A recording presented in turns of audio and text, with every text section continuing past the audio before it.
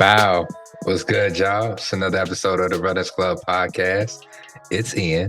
I'm here. I've arrived. It's awesome. It's a beautiful Thursday morning in Chicago. I'm also here with my co-host. Yeah, I'm here too. Courtney Phillips, your favorite. Hi, we're back for another episode. Whoa, hard stop at the end of that sentence. Okay. See? How you guys doing? How are you doing, Ian? Better, man. I'm feeling better.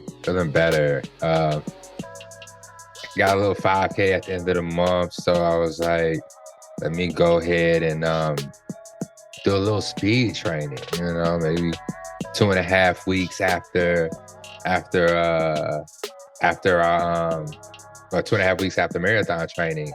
And my legs was like, no, Negro, like, we're not ready. We're not doing this. Wait. I may have been prepared. First of all, I may have been ready.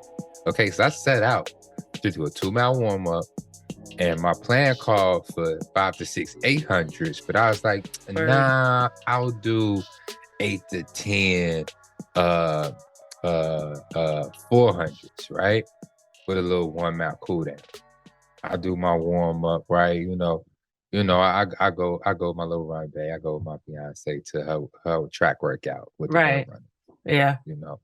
Normally I do not even bother to interrupt what they got going on. I go and do my own thing, trying to take up as little space as possible on the track.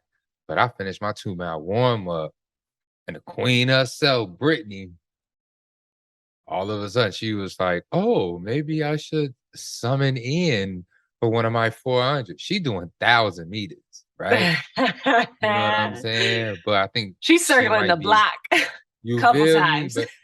But I think she might be one of the few who's actually like, not recovering from something right now, a race or something. But she's doing 1,000 meters, but she's like, I should have Ian run one of my 400s with me. My gut said, just laugh at that shit. You know what I'm saying? Just ha ha ha, you so silly. And keep going. But my mouth was like, I mean, yeah, I can do it with you. She was like, instantly regretted that. Like I got instantly like a little intimidated and stuff like that. Cause she asked me what my pace was for the 400s. I forgot. It's also just like, does it matter? What is your pace? Like, because clearly that's so I was like, sick. I was like, I don't know. So I was like, what's your pace? She's like, well, I'm going marathon pace. So I was like, okay. My ear, right. That's how I felt. But then my subconscious was like, nigga. Don't do it. I was like, what the fuck is your marathon pace? Right. Because she's like, running like almost a sub 3:30. Gee, she didn't even answer me. She was just like, you know what? Just go your pace, and if our paces match up, then we'll be fine. I was like, oh, rude. Shit, okay. So I was like, no, she was saving me. She didn't want to tell me what her pace was, because I would have bagged the fuck out. Like she knew what she was doing. Like she's a teacher. She knows how to answer questions without answering the question. I go out with her. We boom, and that first 200, I'm feeling good. My watch just buzzing. Like my guy. All right, technical difficulties figured out. Let's continue the story. You feel me? Okay. You feel me? But listen, hold on. So first 200, I'm feeling good. I'm feeling clean. My little garment just buzzing though. It's like voodoo. You haven't reached your goal pace yet. Voodoo. Oh, you and your desire for voodoo, my nigga. You going too fast. Not the voodoo. Bro, I looked down at my YG. We was doing like a 6:20, right? I never like ran side by side with her. Like I think maybe on the first turn we were side by side, but after that, sure, it was nothing. Right. We going to the final 200. I am breathing. Okay. I am getting as much oxygen as I possibly can. It's loud. It's everything. And she cruising. Of course, because that's her marathon pace. Gee, she is cruising. so we passed that. We get to the final 400. Oh, I stopped in a quickness, and she just keep going to finish her 1,000-meter run and stuff like that. That was my first 400. I should not have started like that. If you go on my Strava right now, your first one. yeah, that was the first one. And that, but see, that's why I thought I could do it with her because I'm like, I'm fresh still, I can keep up, but that's not how you start a workout. No. My Strava says that lap was a 5:54 pace. Shut the fuck up. Yes, she was like, oh no, she's like, you did amazing. Like that was awesome. She was like, I was worried that I was slowing you down. Oh my I was God. like, Thanks, don't fuck with Brittany. me, Brittany. Like, Thank you. okay. Don't patronize Sure. me, okay? Right. Sure. But no, that was fun. That was fun. It was I felt honored to run with Brittany. It was awesome. Her form is amazing. It's like super dope. It's like really, really, really solid, really, really strong. So I enjoy running with her. Yeah. Running, I started off maybe like 2 paces behind her, but once we hit that final straightaway, I was probably like about 4, maybe 5 paces. I ran with her one time, and that one time was a warm-up where she didn't even realize I was running with her. I don't even think she knew who I was. Okay. This is back when like GubbleFit was like a sprouting seed. And Nike was doing those pop-up races. Mm-hmm. And do you remember the one that was in is it Ping Tom Park? What is it? The one in Okay, so but that race specifically was different because you were just going back and forth, but you had to beat the beep. Yeah. Remember that? Yep. And so I remember that. That shit was hard as hell. Yeah. And I was like, first of all, all of this stuff in the running world is like continuously new to me. I feel like I'm learning something new every week, but like to this day. And I'm like, I saw, Coach Robin was like, oh, you should, do a warm up before you do the actual race. And I was like, cool. And so then like, she's like, yeah, just join Brittany. She knew what she was doing. Brittany we laughed around the Pink Tom area, like the little picnic area a few times, and she was doing in and outs. She was like zagging, weaving, doing all the things. And before I knew it, she picked up the pace, and it wasn't even about, it was like, she was so far ahead. I was like, no. And I was like, I guess that's the end of my warm up. And she continued to just go around with her other like windrunner girlies. And they just kept circling and circling until they were ready to go. And I was like, okay, I understand. That's it. And that's the only time I've ever ran beside her. It's different. It's different when you're running up there with those folks. You know what I'm saying? With the Britneys of the world, it hit different. But I've been to one Windrunners workout as well, and that also did not end well. I at the end of it, I was delirious, and I thought I was going to throw up.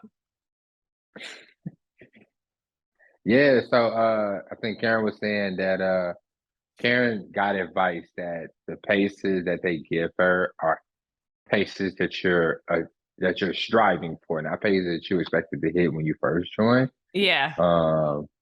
But they give you a little something to go towards and stuff like that.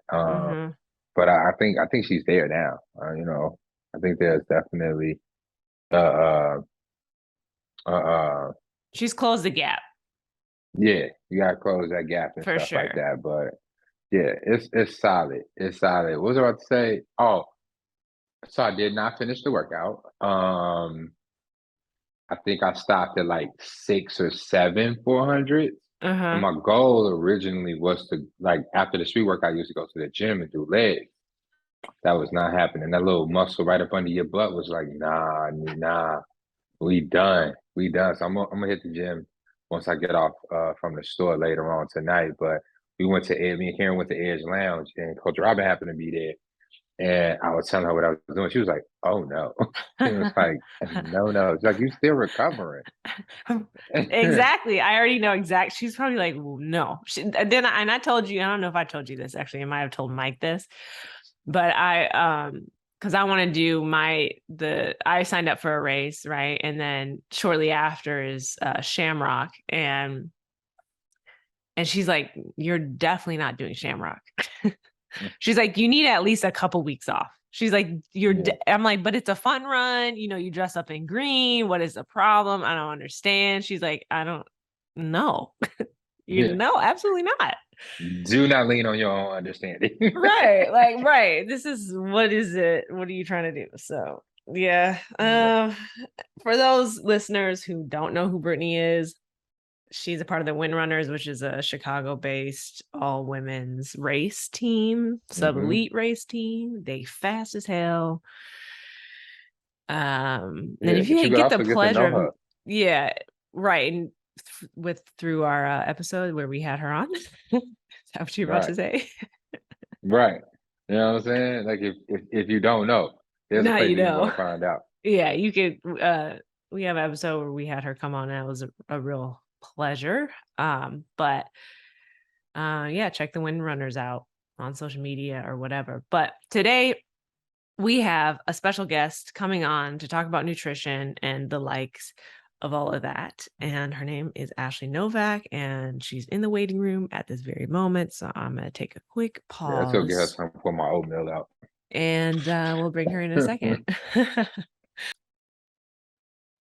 Okay, we are back. And like I said, we have my good friend Ashley Novak on. We have known each other for a very long time. So welcome in. Glad to have you. Hello. Glad to be here. Yes. For our listeners, I kind of mentioned you in our last podcast, the one that's actually going live today, because I was like, we started talking about like nutrition and like just eat like different diets and whatnot. And then I started thinking about gut health, and I was like, oh, well, like my friend Ashley, she talks about this on her social media all day, all week long, all year long. And she's a big advocate for gut health. And, you know, and you're like, and you kind of built a whole new profession around it. And so I was like, well, I think I'm just going to ask her to come on. So thank you for coming on. Hey, what's up, guys? Yeah. What's up? Oh yeah, we definitely got to talk gut because oh yeah, it's here. It won't go nowhere. It's been it's probably been friends with me as long as y'all been friends. So okay, your longest friend. I love that. But I guess to start, because we normally have, I mean, we started this podcast and it was like very Chicago based. We had a lot of like Chicago runners on, you know, like run club leaders on and things like that. But like, you are from Chicago. You just said that you're actually in Chicago right now. But you've been living in Colorado, but like, so we're kind of expanding outside of our normal like kind of bubble. And so could you just let our listeners like know who you are and kind of like where you started and how you got to where you are now? And, you know, I'll probably interject and ask more questions, but. Hey, do you want me to say started just in general or started for running? Well, okay. So I'll start one thing. You and I met because we were modeling and we were modeling for Nike. Like if you guys know, if you ever go on their website and you see models in there in the Nike clothing, that was what me and Ashley were doing.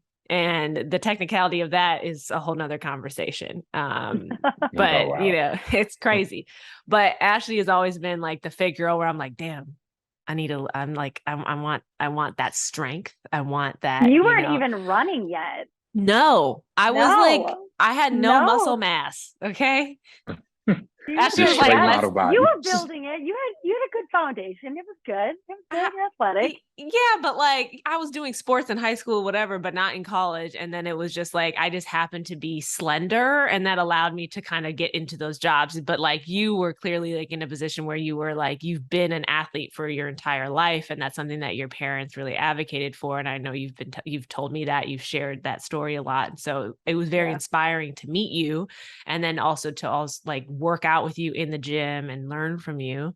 And that kind of has definitely been a big part of my start of like being intentional about my fitness journey. So thank you so much. And so thanks for showing up. Yeah. And so from there though, you've kind of I mean, like, I guess, can you just explain like why you're passionate about fitness? Let's start there. Oh, there's definitely a lot of avenues for that, but I think it's kind of, again, like ingrained. My dad is like, it kind of started, I would say, with my dad. His father wasn't around growing up. And so like he's played with all of his friends' dads, you know, when he's in like 8th grade, and all of his friends' dads are like overweight, can't keep up. And he swore to himself, he's like, I'm never going to be that dad. Like, I want to be a dad that's there, that can stay active with my kids.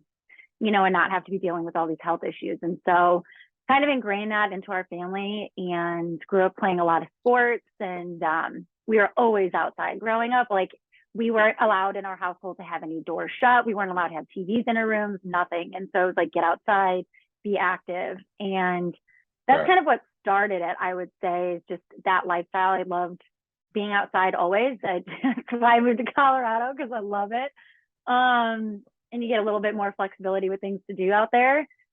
And then with like the running transition, I would say in college, I played like club volleyball in college. I was very like, you know, academia focused. And so with the biochemistry degree, I didn't have a lot of time. And then my parents separated when I was in college. And so my roommate at the time, she was actually going to be my roommate not the following year, but she was my best friend. And she started running and training for the Chicago Marathon.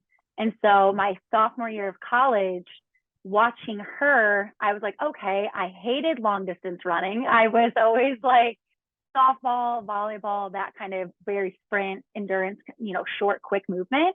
And then started just running, because it was the only form of therapy at that time that I could really follow and explore. And I could, you know, experience that runner's high. And I just kind of became like obsessed with it and just started running all over the city. It was a really great way to see the city. And really dove into that. And then I volunteered for the Chicago Marathon that year when she was running it. And I got positioned at one of the booths right at the end, where you finish and you want to keep track, make sure no one's like passing out or falling over, or if they need assistance.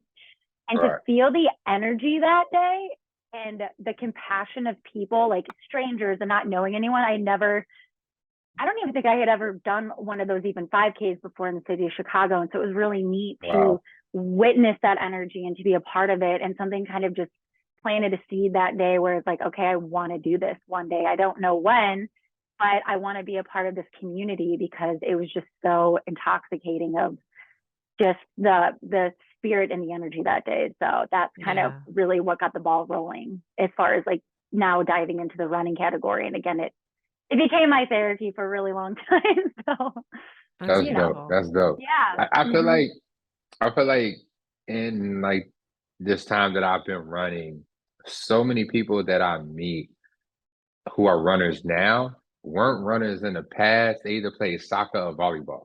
Yeah. Yeah. Well, the soccer athletes, man, they got endurance. Like, I always like to look at soccer players. I'm like, how can you just keep running for like an hour plus? I don't understand that. Yeah, I think that's incredible. I think Karen, my fiance, was a soccer player, and I think that's where she got it from. But like, it's like volleyball and soccer is like the two biggest sports that a lot of our runners who did play athletics and so some kind of sport in college or something like that. Those are the top two. Yeah. Well, and I think what you guys are doing is incredible, because, you know, running's a very individualistic sport. And, you know, same thing with doing triathlons, which I ended up transitioning into after a while. And it's, you know, you go from team sports to individualistic. And so when you guys have a community that you're building, because, you know, like running a long distance for a long time can be really boring. It can be really isolating. Some people love it. But to really have the motivation, because, you know, like training outside of a race is so different than running the day of the race, because your energy, the spirit, like the community really is what keeps you moving on those days. Even if you wake up and you're like, I don't feel good or something's off, that's what really keeps you going. And so I always tell people when they were training for stuff, like, all of this outside training is going to be very different than race day, because there's like an extra boost of cortisol that you didn't know existed. So as like a high school and collegiate athlete, do you find yourself being on team sports for the majority of your life is what I'm hearing, right? Does that make you feel like you're more prone to join these like communal situations now as an adult, where you kind of get that camaraderie that you were accustomed to growing up? You kind of feel like that team flavor, but also you, I don't know. That's why I'm gonna stop. Like, is that how it is? It's a good question. No, it's a really good question. It's funny. I'm kind of the person that tends to swing from like one end of the spectrum to the other end. Like, I want to find, you know, taste a little bit of everything and then figure out what I like out of all of it. And so I think with running, to be honest, like when I was running, started doing marathon training and all of the other races, whether it's 5K, 10K, I honestly didn't train with anyone else. I really didn't.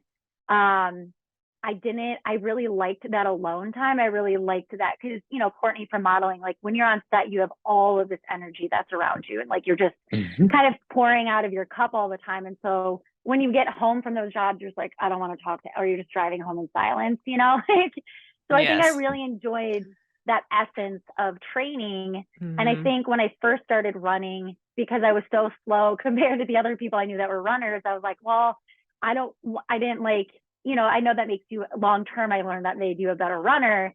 But I was like, I wanted to figure out for myself, like what I was comfortable with, pace, what my training looked like, etc.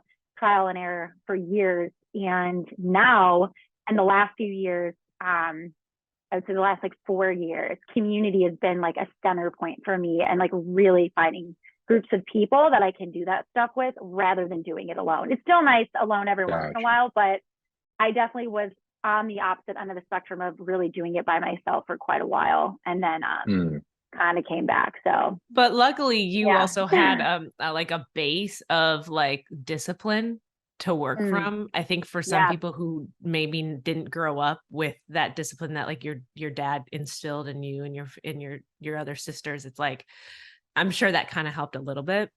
Yeah. And I was also like that type, I've come a long way, but that cliche like type A, if there's a class project, I wanted to be the one that was like, hey, like, still a part of it, but over time learning to let go of control and all of that other stuff. And I think even that's a big part of any type of athletic sport is like letting go of that control. Cause like you can show up to race day and like pull something immediately and your whole summer's worth of training is just gone and you have to learn how to roll with that. So there's lessons in all of that. Yeah. And so, okay. So how many, what is the first you did, what was the first marathon you did? And then Chicago. Okay. And then how many marathons have you done altogether? I've done 5, I think. Yeah, 5. Where? All Chicago. Oh, okay. Yeah. Okay. Yeah. A Chicago gal. Yeah. I was going to do, because it was tough because like New York was always, New York is coming up. That one was always like a month away. And at that point I was just like, oh, I'm done. Right. I did a bunch of other races all over the United States that were either a half marathon or like a 12K, which is a random distance. I don't know if you've ever done the Beta. Did you? The Beta Breakers race is in San Francisco, and it's the only race, I believe, don't quote me on this, but that you can run naked in the United States. And so you see a lot of, it's usually the older generation. I ran that race a couple of times. Yeah, no, I didn't. No, but a lot of the older gentlemen usually were running butt naked, which was really funny. Thank God I was always like coming up from behind and going past. Right, exactly. But you wear costumes in that race and it's a lot of fun. That's a good one. It's like 7 point, what's a 12? Like 7.2 or 7.4. Yeah, I was gonna be like, is that like 8 miles? Yeah. Yo, you got to send that link, because when I get this new body, San Francisco gonna have to see. San Francisco gonna have to see. They have a costume contest too, so I mean, maybe they're just impressed by that physique you got, so you'll win that. Let's go. I'll be up there with the old naked men getting down. Yeah, it's like the Woodstock guys, I feel like, are the ones that are running it for sure. Let's go. It's kind of like they do a naked bike ride in Chicago. Yes, and they never tell you when they're doing it. I can't tell you how many times I was on the street when I was going by and I was like, oh, okay. It's a secret society. They just pop up. I would do that though. I think it'd be kind of fun. It'd probably be really uncomfortable on a bike for a gentleman, maybe even also for a woman, but I think it'd be fun. That's kind of wild. Jock strapping it out. You're gonna get the cheeks. But listen. Go ahead. Well, I'm curious too. One, do you have a favorite race out of all of the ones that you've done? Because I also want to get into because I was watching you also train for the IronMan, and that was really incredible to watch. So honestly, that was probably, I mean, if we're gonna say straight running, I would say honestly, the Chicago Marathon was always my favorite. On the distance, not my favorite, but it was the energy that day. Like I cried. You remember like the part where you go past the elderly home? It's kind of like up on the north side before you like. There's always like this, and they're always outside. Like it was just it was just so touching every time. I'd always cry when I went past that because they were so sweet, standing outside with their donuts, or they'd be inside. The energy that day for me was always like what did it, like to be in the city where I came from, and people not knowing who you are, putting your name on your shirt and people screaming your name. That's always been a monumental one for me. I would say though that Theta Breakers race though in San Francisco, where everyone's like dressed up as in their costumes and the most random things ever, experiencing shaping in all sorts of ways. A lot of fun. There's so many. I really did love trail running. I lived in South Africa for a while, and so the trail running out there and doing some of the races out there was pretty awesome because the landscape was just incredible. So, and trail running is such a totally different thing because road running, I feel like most of the time you're training for speed. A lot of the times is what you see, whereas trail running is a much slower pace run, which is something I had to adjust to. It's like, no, this is way more technical. You're up and down. You don't want to roll an ankle. You're having to pay attention to way more things. And so I feel like, and it's about being in the environment more so and enjoying that process. And so really slowing down, taking it in rather than just, how can I run the fastest mile ever through this treacherous mountain range, Yeah. Doesn't really go in. Have you done Comrades or heard of Comrades? I've heard of it. I haven't done it though. It's an ultra. Okay. Yeah. It's I was South training Africa. for the. Oh yeah. I don't remember the series. I always get random emails from them still nowadays, but I don't remember the series that I was running in there. And they just have continual stuff all year long, which is really nice because the weather is manageable there. There's also the Two Oceans ultra that's there. It's a 35K, and that's what I've been looking into. It's road though. It's a road ultra, and that's hard. A few of my friends on your body. Have done it. Yeah. Oh, okay. Because a lot of it's uphill. I mean, you still get the downhill, but if you need advice on any of that, I've got a lot of friends that live there, and so they can help you with that. Yes. But I feel like it's a 35K. Like that's shorter than a marathon. No, I mean 50.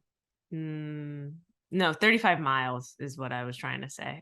So it's like a little over a 50K. Yeah. So and there goes my mic. Okay. All right. I don't okay, because there's so much to talk about, and I want to get into nutrition. We have established that you are a runner now. So everybody who's listening, she's one of us. Okay. She's people. You feel me? Yeah. But I don't know. Are we going into the nutritional therapist area now? Like, is that where we're going right now? Yeah. Okay, awesome. First of all, what is a nutritional therapist? Because I feel like I might need it. I have an addiction to pizza that needs to be broken. Is this a place where I just come out and just talk to you about how I emotionally feel about the cheese on top of bread with sauce? Like, what is a nutritional therapist? Like, let me know what's going on. Hold on. Why is my mic keep falling? Okay. I just also want to say on your social media, it says you're a nutritional therapist and root cause practitioner and and you have a BS in biochemistry, which you kind of mentioned a second ago. So, I mean, I want to address all of the above. So start where you want, but yes. So nutritional, it's the long term is functional nutritional therapy practitioner. And what that is it's pretty much a nutritionist. I'm not a registered dietitian. I didn't want to study the food pyramid. I wanted to go into more of like the depths of what nutrition should be about and the bio-individuality for people. So I went a different route. I've been doing that school-wise. Literally have finals next week. I've just been continuing education courses and whatnot. So was actively studying that. Still, it's a ever-changing industry for sure with constant science. And the root cause part of it is being a root cause. So like if someone comes to me, it's not just nutrition. Nutrition is the core root of a lot of people, the foundations is where a lot of people kind of go off the bandwagon. So It's, you know, understanding sleep and understanding, I believe in mind, body, spirit, obviously like being in the center of it. And so understanding for people, I'm not obviously cannot help someone through something necessarily emotionally with any trauma they've experienced, et cetera. That's out of my scope of practice, but helping them understand how the body's connected and your body keeps a score. And so a lot of the times when I see certain issues in certain, you know, individual bodies or, you know, signs and symptoms, so I combine signs and symptoms with nutrition and lab work and all that other stuff. And so a lot of people, it's like I was going to go to school in the fall of 2020 for naturopathic medicine, naturopathic doctor, and then COVID hit. So I was like, okay, what can I do quickly to figure out how to, you know, serve people and show up for people in a way that I want to, and this was the best option. And so it's pretty much along the lines of that. Like if someone comes to me and they're like, I'm having all these signs and symptoms, you know, a lot of people, like for example, if someone's having like a sciatica nerve issue, a lot of the times it's correlated to parasites. And so like making those connections for people and like, you know, connecting the dots, helping them. And if someone just wants like, hey, I want to understand, it can be as basic as I want to understand how to eat for my body, like what works for my body. I'll run tests for them to figure out where their metabolic diet is. Specifically where their mineral levels are at, where their gut health is at, all of these things to figure out how to optimize their specific body, not just going off of, you know, all the studies and like all these things that you hear, because I think nutrition can be confusing for a lot of people where it's like, well, I heard this and this worked. Yeah, it's a lot of information. Even me as a practitioner, it gets overwhelming of like, wait a second, I just heard this and now I'm hearing this. That might have worked for maybe like a third of the population or for like a third of people, but it doesn't necessarily work for everyone. So for me, it's about how can we work with you and your body and what your goals are and where you want to be. Also knowing your past, because that's a big part of it. If someone, you know, we are in America, like if you grew up on taking antibiotics nonstop, like your gut health is tanked usually, like not tanked, but not. Wait, say that again. You broke up for a second. Years to recover. Oh, sorry. You broke up like just for a second. Yeah. If you were, can you hear me okay now? Yeah. Okay, yeah. If you're someone that grew up on like lots of doses of antibiotics, for example, you know, your body, your good bacteria are going to be depleted. And so, and it can take up to years for even just one round of antibiotics that hit your system for your body to start. Because again, antibiotics are just kind of wiping everything out. They're not specifically only wiping out the bad. And so when you said it could take over a year? Yeah, depending on like how long you were on the antibiotics for, what kind of antibiotic you were on. It just depends on your system and again, what you were taking. Because some people are like, I was on antibiotics for 3 months. I'm like, oh boy, okay, so now I need to go in. I'll usually order like a stool test and be like, I want to see what's going on in your gut, what you're deficient in, so we can work on that. Because as an athlete, you know, one thing I was learning, and that's why we look at all these pro athletes and it's incredible, but remembering they have access to top practitioners. They have access. They're literally like have honed in what perfectly works for their body.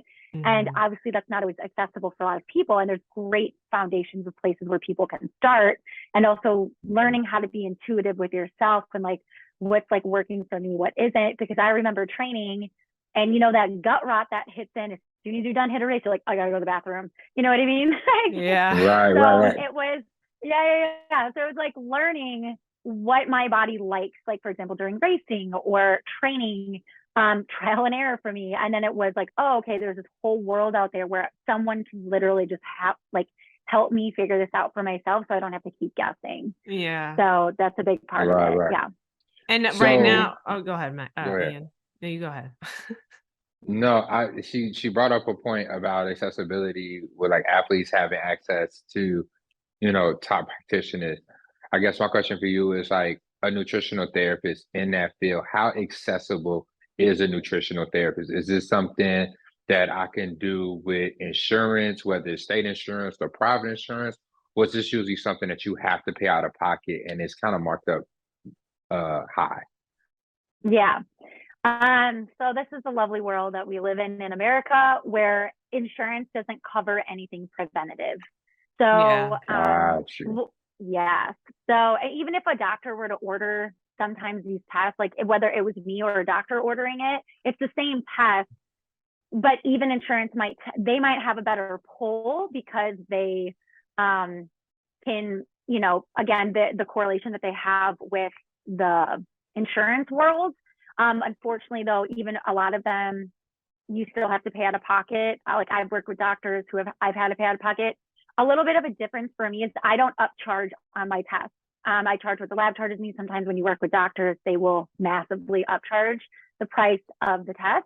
Not all doctors, it's the difference between functional and conventional medicine. Not all doctors are trained on how to read these tests. So that's why they usually won't order them. Sometimes it's crazy. Like this is not a diss against conventional medicine. It's just, again, using the tools correctly when you need to. So like I have a really good friend. She's a functional nurse practitioner and her specialty is athletics. She works with, pro athletes in the NFL, et cetera, working to optimize their performance. So she's running the same test I am. I am very cheap. So I would say it depends on who you're working with, how long they've been in the game, et cetera. If you have an HSA, like do you know what an HSA is with insurance? No. So an HSA or an FSA, it's part of insurance. Some insurance that people have or whoever they have from a company they work for might pay into an HSA. So an HSA is almost like a deposit savings account connected to your insurance. And the easiest way to explain that. And so often these companies will give you, like, let's say Blue Cross Blue Shield, you have an HSA through them, they'll give you a debit card or a credit card. And you can use that for purchases like, hey, I cut open my hand. I need to go get bandages now from CVS. And you can go and pay for it. And like technically insurance is covering it because you have that little bit of a buffer. You can use that with the labs that I work with. Most of the labs will accept an HSA or an FSA when you go to like pay for your lab. You can use that, which is great. I will also encourage other people, if they're working with a doctor and they have low egos and can work with me and be willing to work with other people. That's one thing I sometimes hit with, even just like blood work. A lot of the blood work you'll get in a doctor's office will be very, what I call washed out, so to say. It's very basic. It's very not enough markers for me to be able to read what's going on. Like, they're not running your copper levels so I can see, someone's like, well, I'm anemic. And I'm like, but I need to run other markers to see what's adding into that. They don't run those typically because they don't know how they work together. And so, that's why I tell people don't blindly supplement stuff. I think there's a great basis, but sometimes you could be, vitamins, minerals work together and also against each other. So you need to understand like how all of that works together. So I'll say, hey, here's my list of markers. See if your doctor will print this out, see if they'll run them. And if they will, awesome. And then they can usually get it covered by insurance, which is great. It just depends how much the doctor's pushing back, because usually if they want to work with me, that'd be awesome, but they're not always the most compliant. I think they know all. Gotcha. It's not all doctors. I don't want to shame them, but it's just different. I have different training than they do, and I also read labs differently than doctors do. I read them from optimal ranges. Unfortunately, our labs in the United States keep getting bigger. So like as a male, especially testosterone, they've made the range huge to tell where your testosterone levels are. And I'm like, if someone's at a 200 for testosterone, like that's not good. Men want to be, depending especially what age you are, a way higher than that. But it looks lab normal, but the ranges I use are much smaller, so I can really optimize your health, like in what it should be, not these, because we keep getting sicker as a nation, so they keep making the ranges bigger, which I know that sounds absurd, but that's kind of the way they calculate it, and recreate new ranges, that's what's happening. So I know there's it can get kind of nerdy, so let me No, it's all good. It's all good. It's like even that hit home for me because I think I got a test for testosterone, and I had to ask 3 times. Yeah. at that visit to get them to test it and stuff. And I'm like 33, right? And Yeah. for some reason, the other day I was thinking about because I don't remember what the number was. I was like, did he say I was at a 3 something or a 7 something? And so I'm You want to Googling be and at I'm the like, 7 something. right. Because I Yeah. Googled and it was like, yeah, the average male my age should be somewhere between 300 and 1,000. I was like, well, that's That's a lot of huge. numbers. That's a lot of Yeah, that's a you lot of want to range. be, yeah, like you want to be at like 700. And unfortunately, for like, we can go, there's a whole nother thing definitely at one point to talk about, but is male testosterone is a huge, like, it's a huge issue that we're seeing across the board of the decline in men's testosterone, their Hmm. fertility, your guys' fertility, and thus impacts if you're someone that wants to have kids, but even if you don't, testosterone plays a crucial part in so many other functions within your body, not just can you get it up kind of thing. So, and that's what a Hmm. lot of people, like even with women, our hormones as well, we have testosterone, but how everything works together plays a part not only for your bone health, for your heart health, how you age, et cetera, is really important. So, Yeah. obviously for performance as a male, having that testosterone is going to be not just sexual performance, but athletic performance is going to be really big. Yeah. That's why when you see men that live more of a sedentary lifestyle, unfortunately, their testosterone levels are much lower, because your guys' bodies are designed to work, Mm. and to push yourself. And see, I live a pretty active lifestyle, and I do remember not being satisfied with the number that I was given, but Mm, also trusting my doctor and saying, "Oh, this is kind of normal" and stuff like that. I just don't remember what the number was, and so yeah. it's kind of weird, but kind of leaning into what what we were talking about with gut health. I was reading something that said that my testosterone could be impacted by having a lot of belly fat, but then also having low testosterone causes you to have more belly fat. Oh So my it's kind of God. like one hand washing another situation. Is that true? Yes. So belly fat typically can be correlated, and this is even for women too, when we kind of hold it in that area. Women, have to be mindful because we do somewhat, when you get older, people are like, I can't get rid of this like one spot. And it's usually because we have a protective layer going over our ovaries to protect our reproductive organs down there. So that's very normal. Specifically with men, when it comes to belly fat, it typically means too much estrogen. So our body, that's one of like the symptoms that you'll see with men that can't just get rid of that little bit, is it's a little bit too much estrogen. And so it's working with, there's a lot of questions to ask there of like, okay, how is your liver metabolizing this estrogen? Like, and I know it sounds weird Mm, because some people might be like, my liver, like I don't drink, why would my liver be struggling? And for me, I outside the can't say brain, yeah, for me, outside that. the brain and the body, or the brain and the heart, the liver, in my opinion, is the most important organ we have in our body. It is insane. It's in charge of 750 functions. And so, unfortunately, in today's day and age, we are under constant stress. And stress doesn't mean like, okay, I had a rough day at work. It's we have a lot of pollution we're dealing with. Our water sources are terrible. Our food that we eat, the chemicals we're exposed to, like you have to remember your liver is the detox organ. And so it's having to do so much more extra work now than it had to before. And so Mm, it will selectively obviously choose like, okay, this is a priority, this isn't. And so for men or women, if we are under stress in any sort, whether it's environmental toxins or mental stress or, trauma that's trapped, again, in Chinese medicine, your liver is in charge of holding anger. And a lot of the times when I have people do like liver flushes, it can be a very emotional experience for a lot of people because it's mm. releasing all of these emotions. There's this book called The Body Keeps the Score. I don't know if you guys have ever read it, but I would highly suggest anyone that's interested in this stuff. Body keeps the score.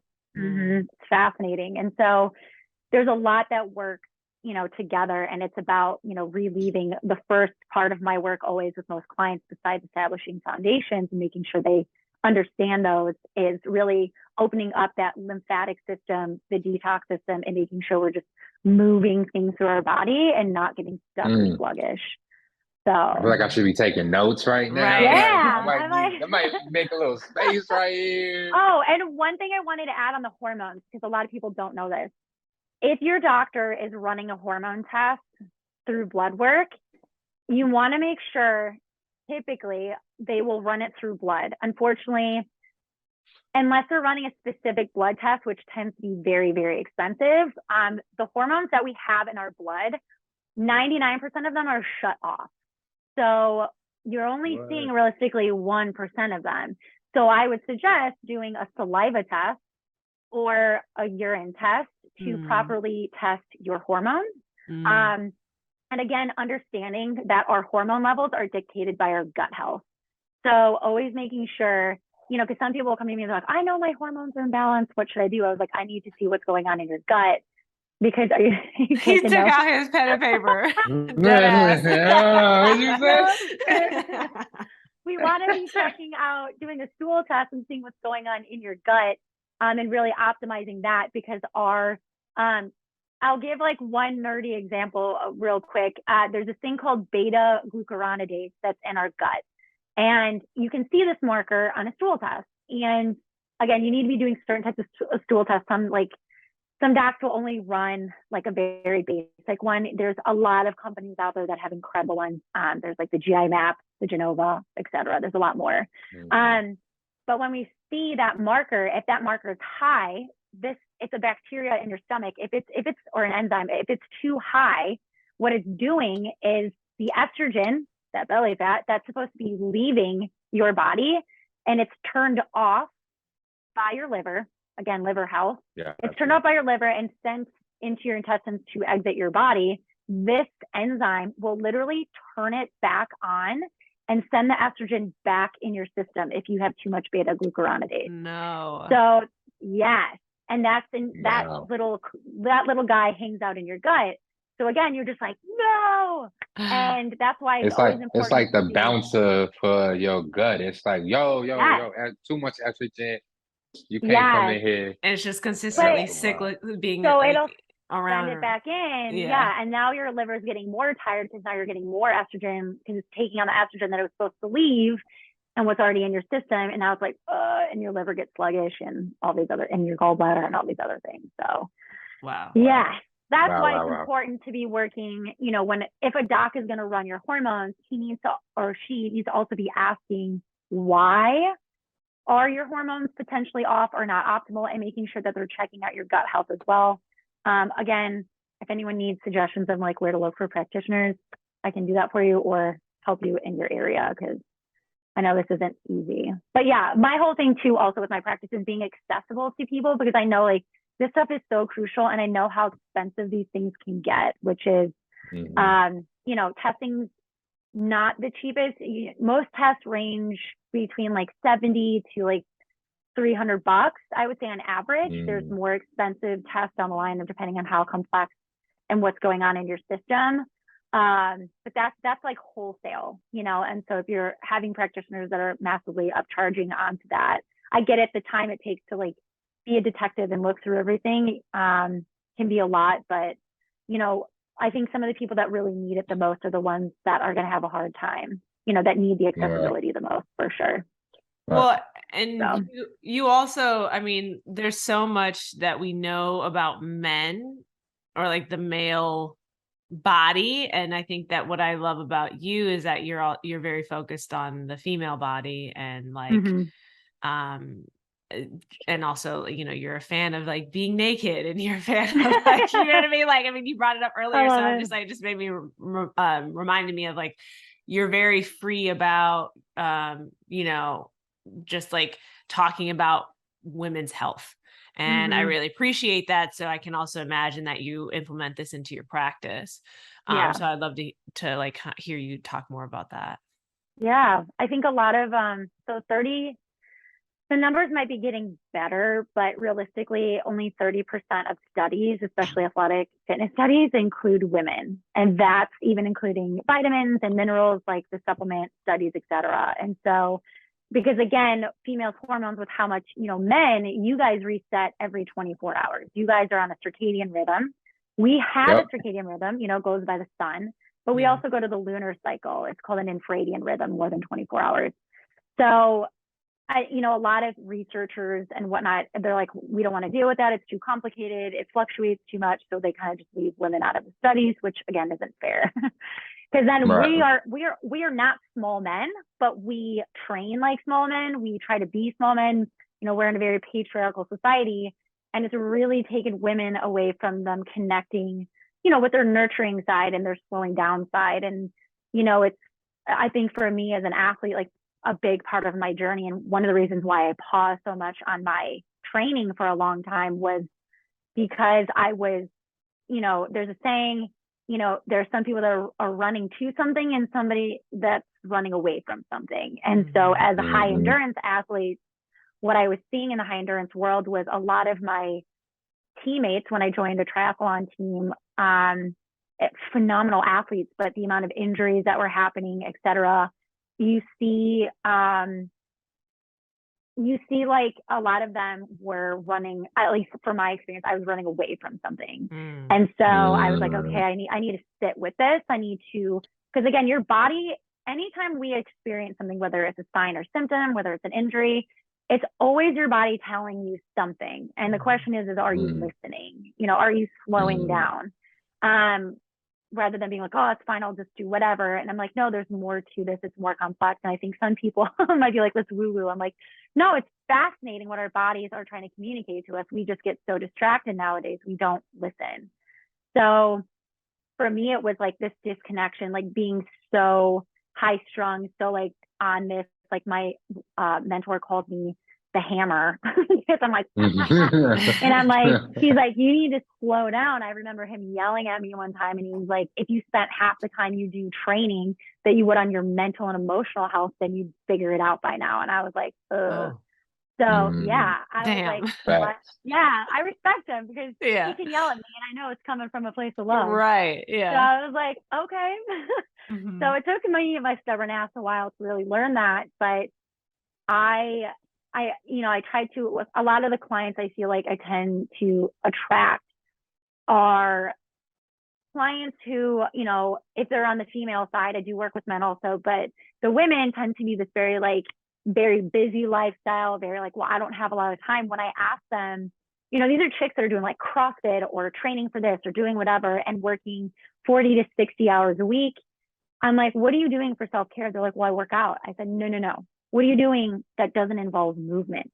Yeah. What are you doing to stop, to slow down, to take a bath, to, I think a lot of times we dismiss those little things as like, well, that's silly, it's stupid, but those are actually the key components. And I even believe it in training, for huge, again, there's a huge mental part. And I think we always look at this mental part as like the grit and the grind and like pushing yourself past that limit. But there's also another part of the mental game I don't think gets talked about enough.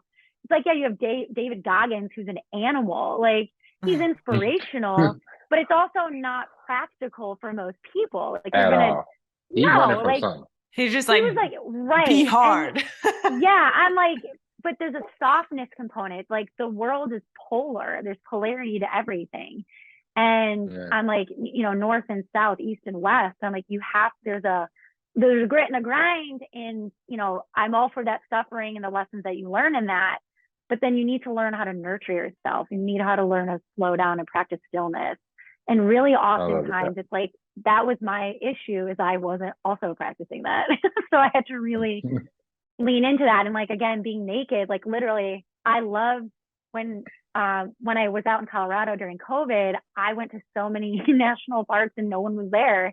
And just like being out in the wilderness, I can't tell you how many times I was like, take my clothes off. Because why do we feel most connected to nature? Usually it's because we are literally built of the same elements and our atoms, everything. We are carbon, that is carbon.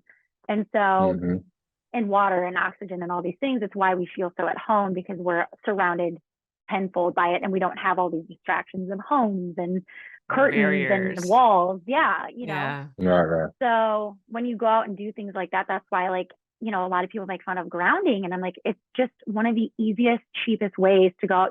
I require all my clients, if it's sunny out, 20 minutes of sunshine, unfiltered, nothing on your face, just 20 minutes. You can put on sunscreen after that, but sunscreen blocks the vitamin D. I'm like, just get outside, touch the ground, Yeah. feel the wind on your face, like do something. There's another practitioner I know, she's a doctor. She requires all of her clients to hug a tree a day. She's like, I'm not joking you. I've seen a drastic improvement in my practice. Hugging palm trees. Yeah, there we go. I mean, yeah, you're on in a my nice block. spot now.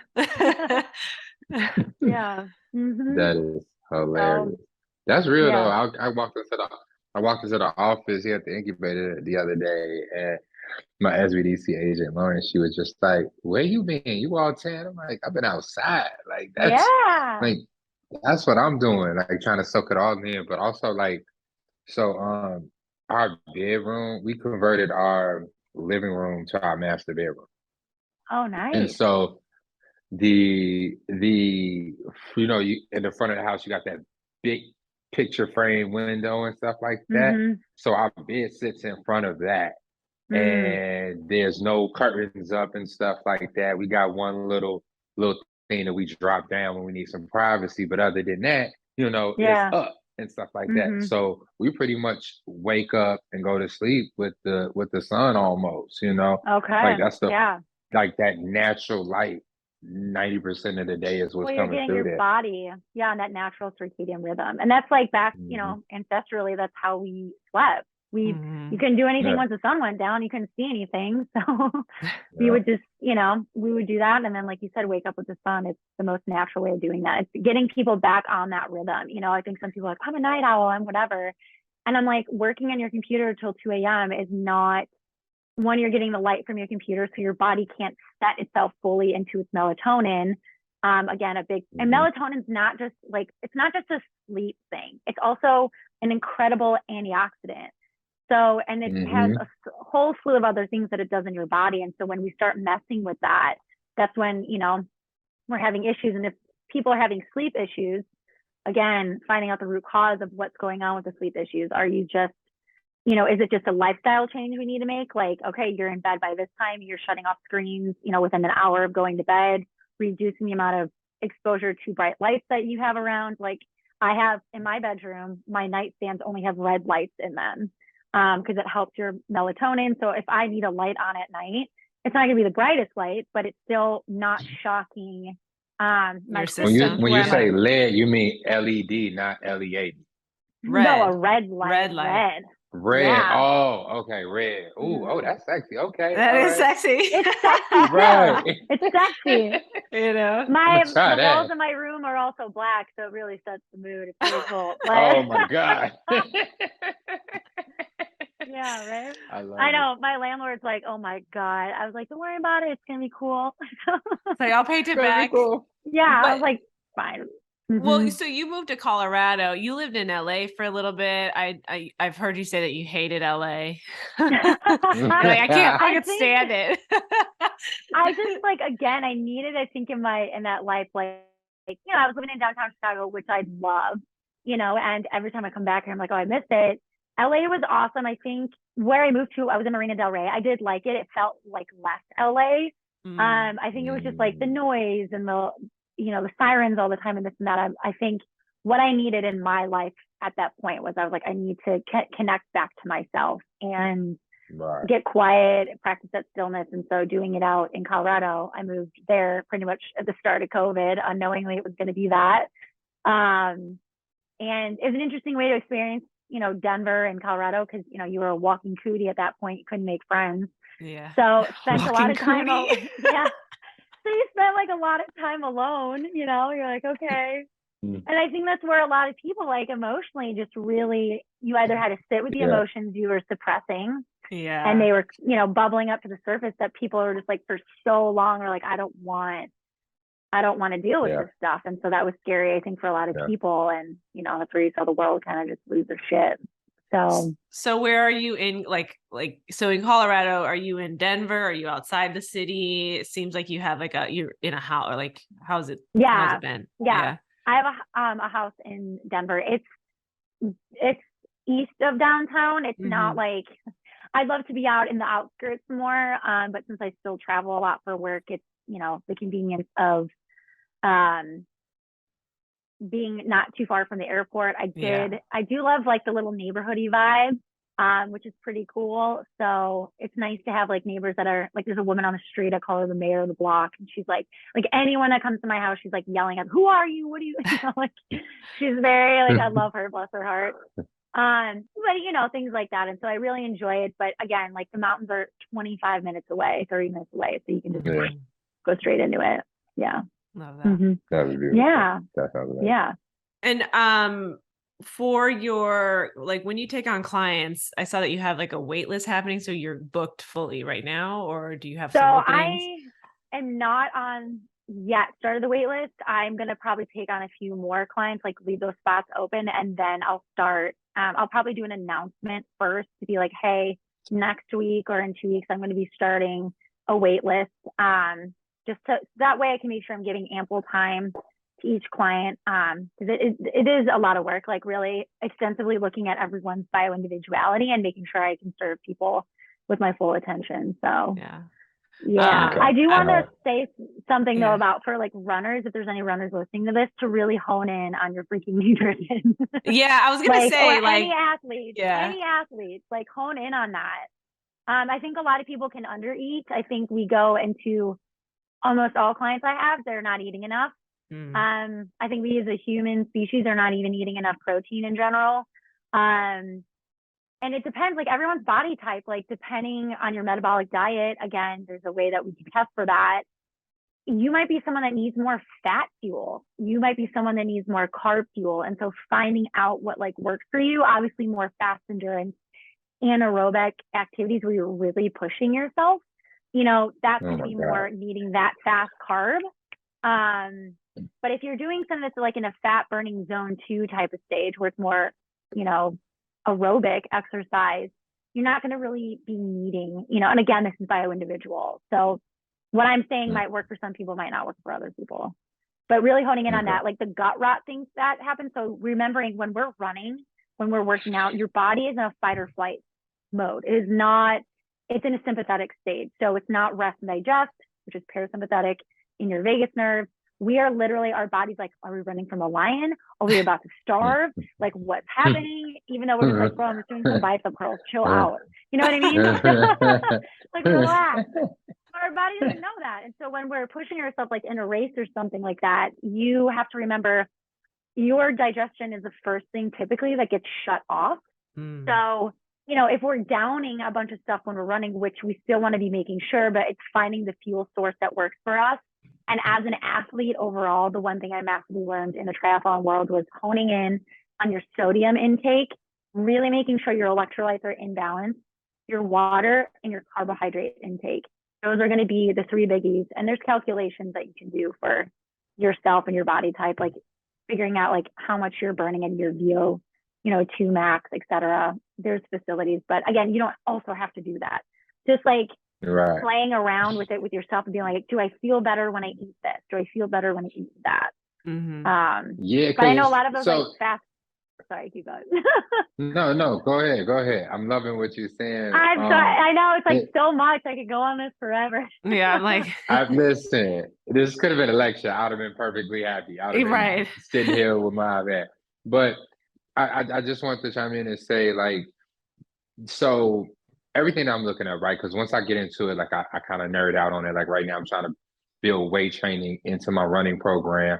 I'm like nerding out. I'm trying to figure out how can I get the maximum amount of results in a smaller amount of time and stuff. Because I'm not just that, I'm also running and stuff. But I say all that to say, like, the problem that I'm finding with nutrition, one is there's a lot of information, and two, a lot of the options that are given to me seem like they would make life miserable.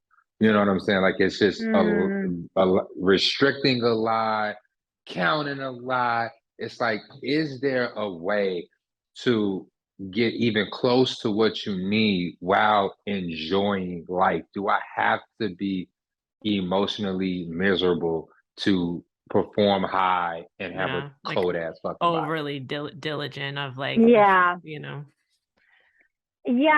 it's a tricky thing because it's like, what kind of results, I would say, because we tend to always like, okay, what's the short way I can get here? It's, restriction, you have to be careful, obviously, because some people have eating disorders and you don't want to trigger that. the Right. point is like to enjoy life. Like you want to enjoy the flavor of life, etc. And I would say one, I want to give you props to incorporating weight training into your training with running, because I think a lot of people just get so running focused that they forget to do all that other stuff, and then that's when injuries happen. You need to be doing the weight training to really build that resistance in your body. Mm-hmm. I would say, like, if you're somebody that doesn't want to count, I'm not a fan of counting macros. I didn't count it. I used like MyFitnessPal in the beginning just to be like, okay, because protein wise, you realistically, some people believe a little bit more, but I always tell people aim for at least like 1 gram of protein per pound of your body. So if you're like 150 pounds, you want to be eating around 150 things of protein. But again, that can be different depending on if someone has like a kidney issue, etc. So, but if you're an athlete and you're doing that, protein is going to be the biggest part, because our body literally will build muscle from protein, even if we're not working out. Like your body loves protein. So what happens is if we're not getting enough protein, it's going to start eating your muscle. And that's going to just like take away everything that you're working towards when we form injuries and inflammation and other things like that. When you're eating, I would say, like, listen to yourself. Like, if you're hungry, eat. Some people aren't hungry right after they eat. I still encourage people, like, try to eat within the hour after you're done working out, like getting some sort of protein in, really helping your body repair everything that it just ripped apart. I would say, like, making sure you're getting enough calories in, because that's where like the numbering and tracking can be a pro or a con. Because if you're burning more, let's say you're eating more than you're burning, obviously, like, you're not going to like shred and get that where you want it to be. That's where that calorie deficient thing comes in. But I also like don't want people like to starve yourself is ridiculous. Like you need that fuel still, especially for high endurance sports. I always tell people, like, learn what works for you. Don't do naked carbs. Like, always get a protein and fat in before you do carbohydrates. Like, we love those damn French fries. Freaking have something like some chicken or something to eat before, and then you can slam the French fries. Like, I want people to enjoy life. Say less, right? Like, making sure you want that buffer. And if anyone can learn anyone on the essence of nutrition, please don't do naked carbs. Like, I know that we love, like, for example, when you go, okay, well, I'll use drinking, because I know, people, if they're going out, what's the first thing people ask you? What do you want to drink? Okay, so now you have like a vodka lemonade that's going to be spiking your damn blood sugar. Blood sugar is the essence of so many things in your body, inflammation, the core root, etc. And if I could just get people to really work on their blood sugar, that is going to be incredible, not only for you as an athlete getting that under, but your gut health, your hormone health, the whole shebang.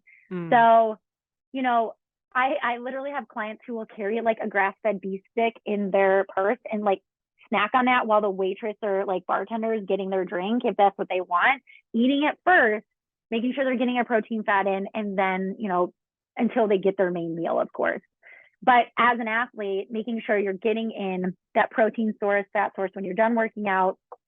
And then, a lot of people will just go hours without eating. That's not good. Yeah. Making sure you're getting at least meals in for the day. Guys, you guys can do a little bit more intermittent fasting. Chicks, if you're a fertile woman, he's like, never doing that. Sorry, yeah, go ahead. I tried it. Yeah, I don't know how guys are like, I haven't eaten all day. I'm like, how do you do that? I'd be raging, literally, Matthew, like, so angry. Yeah, and for some people it works, but if you're a female who is still on, like, in her period, pre-menopause, I would not suggest intermittent fasting, unless of course you have like an autoimmune. Then, like, again, there's specialties there. But trying to get at least a handful, like I would say, a handful of protein. If you're someone that's like, well, 150 grams of protein sounds like a crazy amount. It's actually not. Like, it's really is not as much as you think it is. And it's really realistically seeing like, okay, I can get this amount in, depending on what type of diet someone might follow, if they're more plant-based, if they're animal fats and proteins, these are going to look very different, because you need to eat a lot more plants to get the same amount of protein in if you're not doing that. But, it is possible. And so finding ways to work around that. But again, I think where a lot of people miss the mark is like, they're either not doing snacks in between meals to get that extra boost of protein if they're in training season, And they're literally, most of them are skipping breakfast. Like your first meal of the day, you want at least 25 to 40 grams of protein in your system first meal of the day. That is going to set your blood sugar off for the rest of the day.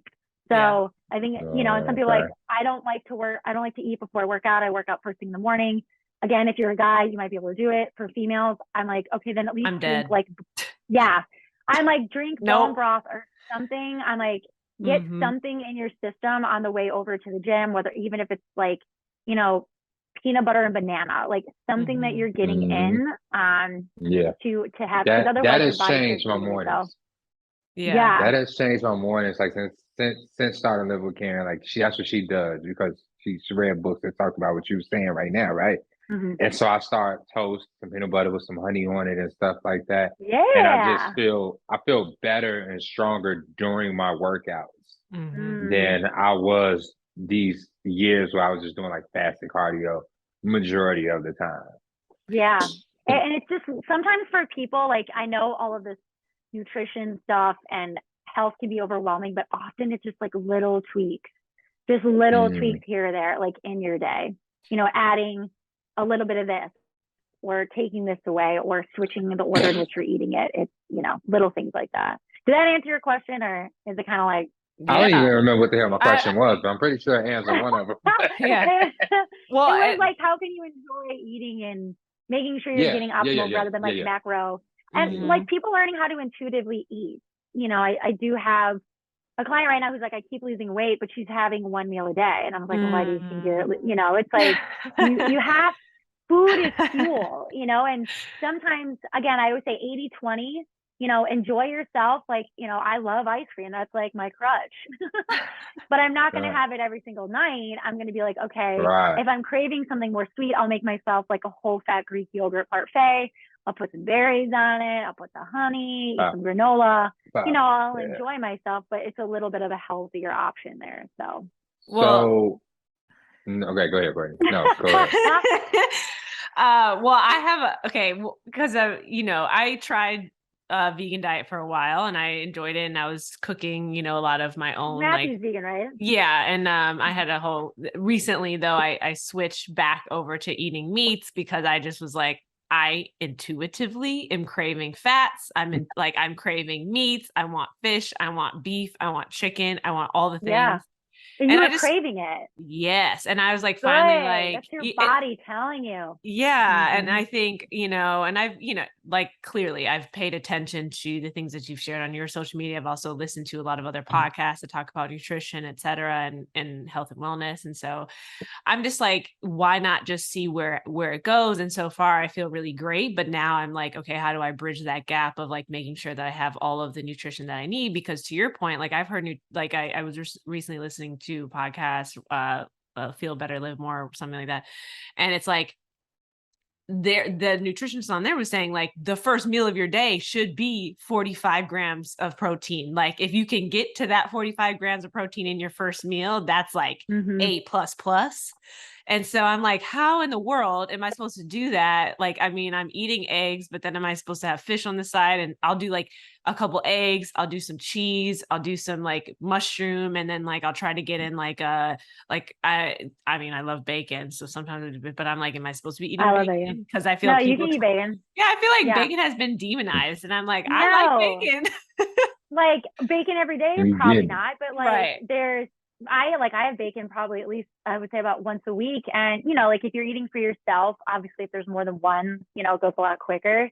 But, chicken sausage is another favorite of mine that I love to cook in the morning. Like I'll cut up a thing because like an egg has about 7 grams. So it's like, I always tell women, like, at least try to eat, if you're going to eat an egg, do like 3 eggs. And then I'll do like, about 3 eggs, like 2 to 3 eggs if you want. And then do like a link of chicken sausage. Like yesterday, I had 3 eggs, 2 chicken sausage links, which I think those are like maybe 7 grams of protein each, might be a little bit more. And like, I definitely was like over in my protein because there's, some people like, well, your body only absorbs so much amount of protein. I'm like, yeah, but think about, is your digestion actually optimal? Most people's aren't. So you're not actually going to be fully absorbing because protein is the hardest thing for our bodies to break down. And so I would say at least 80% of people have low stomach acid, where it's not optimal to break down all of this protein. So you're not going to be fully absorbing all 45 grams of protein, but at least you're still making sure you're getting enough. And so that's why I tell, there's a doctor, a functional medicine doctor called Dr. Gabriella Lyons, Lyons. And she's very big on skeletal muscle and how it impacts our health. I think she was the person I was listening to on this podcast, because she's like, look, skeletal muscle, that's where diseases come from. That's where the root cause of so What is that? Yeah. What is skeletal muscle? It's your muscle. It's your muscle. Yeah. So she's like, we don't have an obesity problem. She goes, we have a skeletal muscle problem because people don't have enough muscle on their bodies and everybody's worried about fat. And that's the issue. Sorry. Yes. Yeah, girl, tell it. Yeah. But it is really Let's interesting go. because it's like we are, I think as a society, it is crazy when you see it from that lens of like, we're freaking out about everyone wants to have less body fat when it's like, do you have skeletal muscle? Do you have muscle? Are you strong enough? Will you be able to function through your older age? Like, will you be able, and then like, that's even like a lot of diseases that's where it comes from, a lack of skeletal muscle. And it's also like skeletal muscle is medicine, which is also a very interesting statement and like understanding where it's like, we think of, muscle as like, some people consider that as like, meatheads and like, just like people who are gym rats, but it's like, no, actually it's like preventative medicine. Like here's a fact. Women back ancestrally used to burn 4,000 calories a day. Women, just women. Men, you guys were way more. Think about how many women are realistically even burning half of that. Yeah. Not even, not close. Right. That's how much we were moving and we were, active and doing this and doing that. And now, like, again, we live a very sedentary lifestyle. And so, yes, there's, how we eat needs to also adjust. But again, it's remembering, one thing with women, I want them, oh my God, when I hear like, I don't want fat, I don't want ever, I'm like, whether or not you want to have kids, you need a healthy amount of fat on your body for our hormones. And even men, like I've seen this with men athletes who literally don't have an ounce of fat. Your body, like the core backbone of your steroid hormones, of your sex hormones is cholesterol. So if you don't have fat in your body, if you're not eating the fat and optimal fat, especially, omega-6, et cetera, and have enough essential fatty acids, your body is not going to be able to do what it needs to do. Like your cells of your body, each cell has a barrier around it. What's the barrier? It's all fat. You don't have that. It's like, and that's when we get a bunch of issues with that. So, it's reducing the stigma alongside fat, because I think that's a huge problem. And you see a lot of pro athletes, and this is one thing I wish more pro athletes would openly talk about, is the amount of eating disorders that were in with a lot of those individuals. It's not all of them, but there's a lot of eating disorders. There's a lot of women that don't have their periods, that don't talk about it. And your period is the 5th vital sign of your body as a woman. And if you don't have your period, if it's not regular, you need to be looking at things like that. But so going back to skeletal muscle, it's huge. And so again, that first meal of the day, because think about like what most people's breakfasts are. It's like a dessert. It's a glorified dessert in a way. It's like a protein bar. It's toast. It's, what do you have in your oatmeal, by the way? I know you were eating oatmeal. Oh, listen, I had some steel cut oats this morning with some raisins and all that. Okay, good. So it's like adding even like take a scoop of protein, like adding a little bit of protein in with your oatmeal. Yes, like getting that. I do that. Yes. That's the hack. I do that even with my yogurt. I'll put in like some protein to the point where it's not getting chalky, but like just enough so I like the consistency, and putting some peanut butter in it, some almond butter. Exactly. Another superfood to be adding to your foods is bee pollen. I don't know, like I love it on the toast with like, putting bananas and like peanut butter, or you could do honey. Honey's a great option, but bee pollen has it's another superfood. Not only obviously helping allergies if you can find local, most grocery stores should have it. If not, there's some Whole great Foods usually online. has it in bulk. Like you can, they have like the supplement of it. But that's a really great. There's such incredible nutrients in that.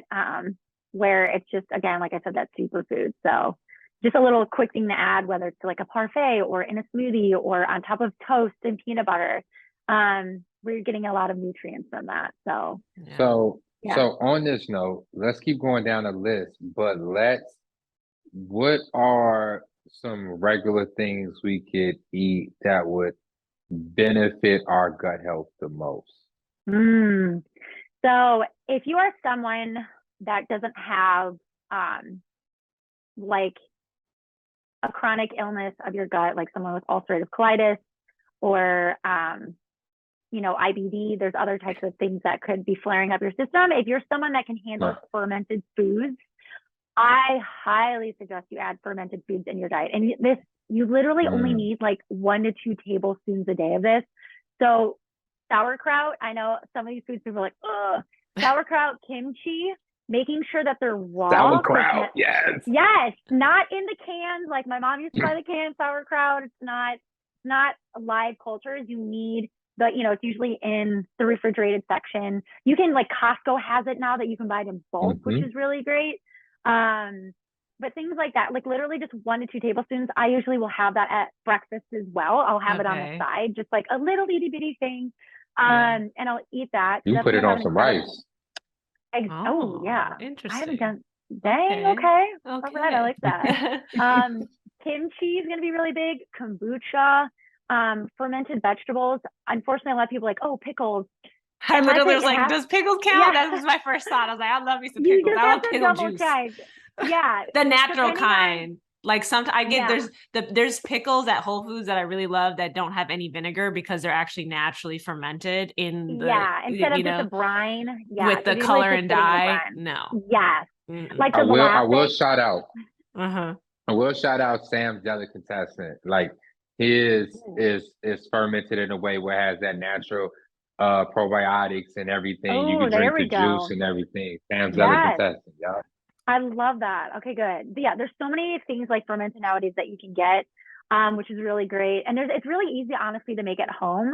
If someone's like, oh, I want to try to make it, or I don't have access to that, these are things that you could totally just make at home real quickly. There's going to be really, really great foods. Things like garlic and onions, if you like them. My fucking favorite. Yes. My hands always smell like garlic. I know that's creepy, but it's just because I cook with it all the time. What's the 90s movie where it's like Superstar? She's like, it's Superstar. I stick my hands in her armpit garlic. Smelling it. I know, we're weird. I freaking love garlic. But garlic and onions are going to be a really great prebiotic and also probiotic, but the prebiotics, so cooking with them, eating them also raw is really, really good. If you're someone that can handle them and then you like them. Can I ask a question about that? Because so I, from another model friend, she would eat, one time I watched her eat like 3 cloves of garlic just raw. And then she like hopped in the bath and was like sweating like profusely. And I mean, I think the reason why she was doing it was because she's trying to be like snatched. But like but health wise, I'm like curious about, you're saying, okay, it is okay to eat raw garlic, but then like like, how do you do it? And I know, I'm just, I'm not trying to be like, it's like, that seemed a little extreme.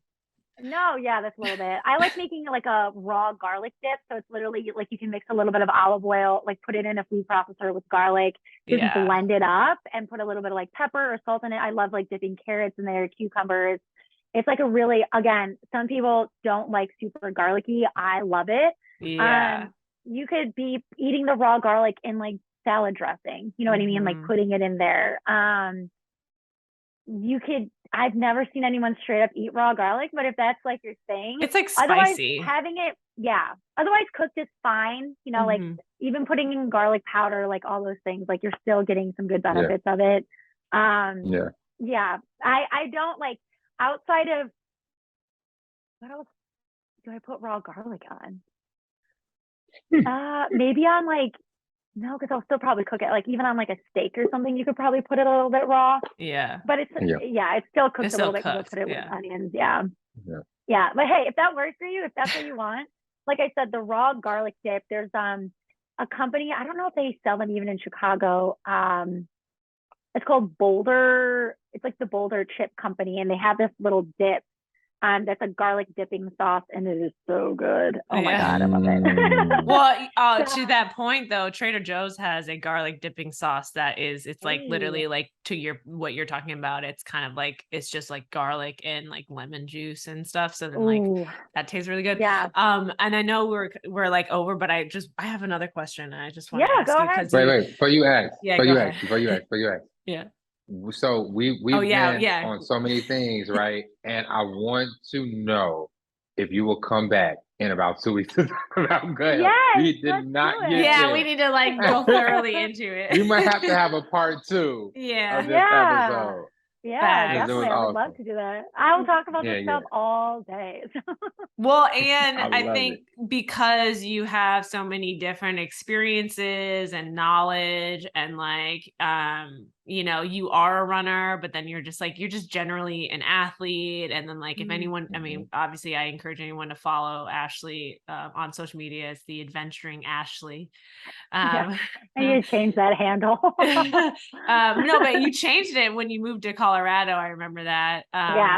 But I just have really enjoyed following you. And one thing that I also really have enjoyed seeing and haven't been inspired by is like your affinity towards gardening, having natural, like, you know, growing your food. I have 2 garden beds that I'm literally looking at right now that have nothing but dirt in them because we just moved into this house and in July, and it's November now. And I'm like, I'm trying to figure out how I can actually start growing my own food. Cause to your point, it's like, there's so many, the stressors, I consistently forget about the stressors of like the environmental stressors that we have and like the food that we're eating and trying to like source our food from like natural places. Because then this is a very long way of asking this question, but like, or actually just, it's a comment question. I see you making your own bone broth. I see you making your own soups. I see you like actually like exactly like you're like very much like,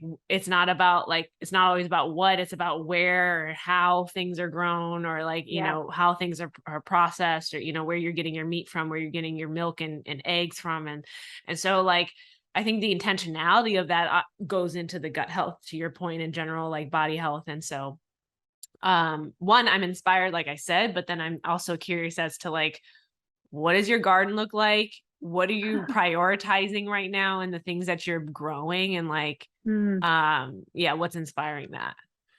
Well, it's definitely dead and overgrown at this point. Okay. No, the peppers, we had an interesting season in Colorado. I like that, the intention behind it. And that's really, you know, when I tell people that want to just like scream and go off the handles about environmental stuff, I'm like, it's always about intention with anything that we do in life, intention, presence, etc. And so when it comes to our food, it's one of the things as a nutritionist that I try to help people understand is not everything that we get in the grocery store, because, for example, magnesium, 100% of people are deficient in magnesium, 100%.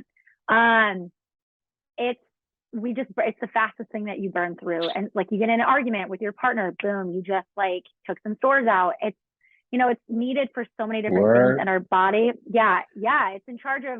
It's involved in over 300 functions in your body. And so I'm using that.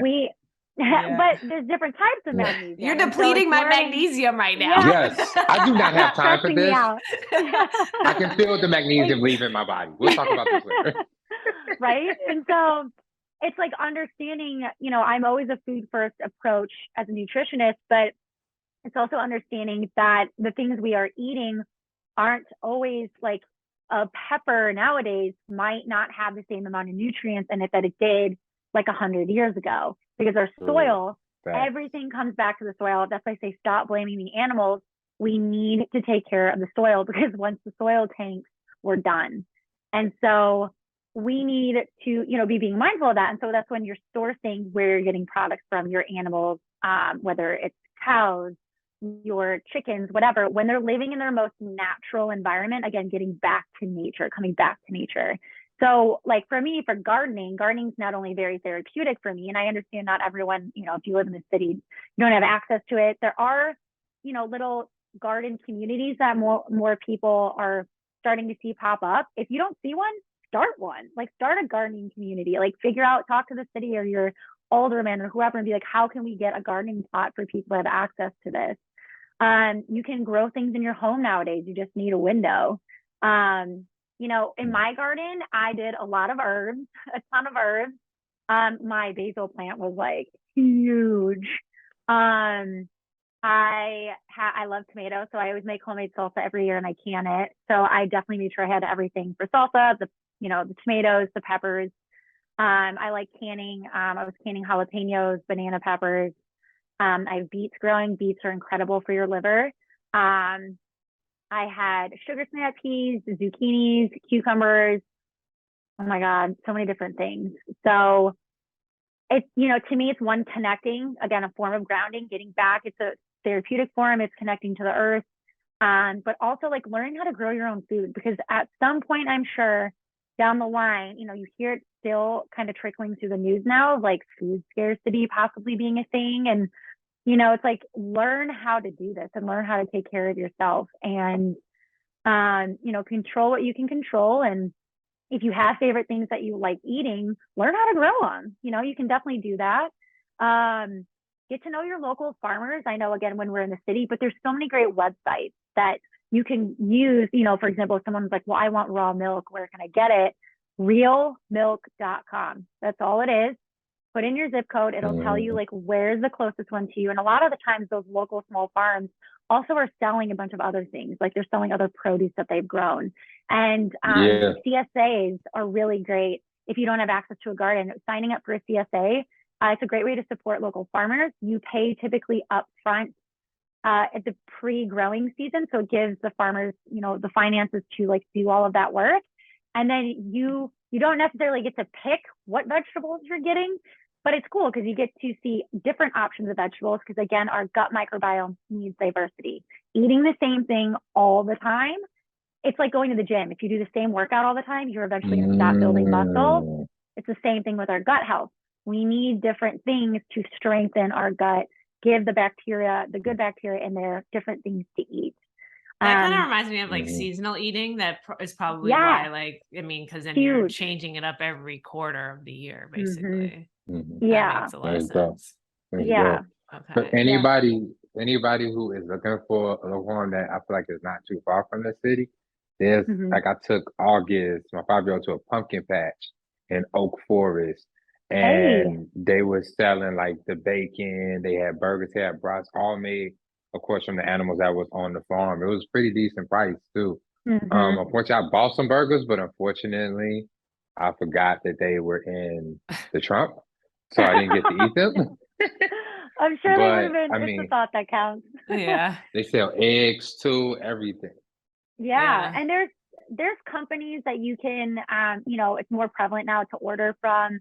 Again, it's like supporting those regenerative farms. Like I saw a study the other day that said, like, even if we can just get 25% of the farmers, which in my opinion is possible, to be regenerative, you're going to do a huge amount of reversing of, the emissions and carbon control here in the United States. So it's not that every farmer has to be it, but again, it's understanding like allowing the animals to do what they're supposed to be doing, like the natural environment they're in, they're going to take care of everything. It's the commercial stuff that is where we run into issues. So I love that. Yeah. I love it. I love it. Courtney, unless you want to keep going, like we should. We'll just have you back, Ashley, because I have a lot of other questions. Yeah. Courtney, I have a question for you. Yeah. What are you going to put in the garden?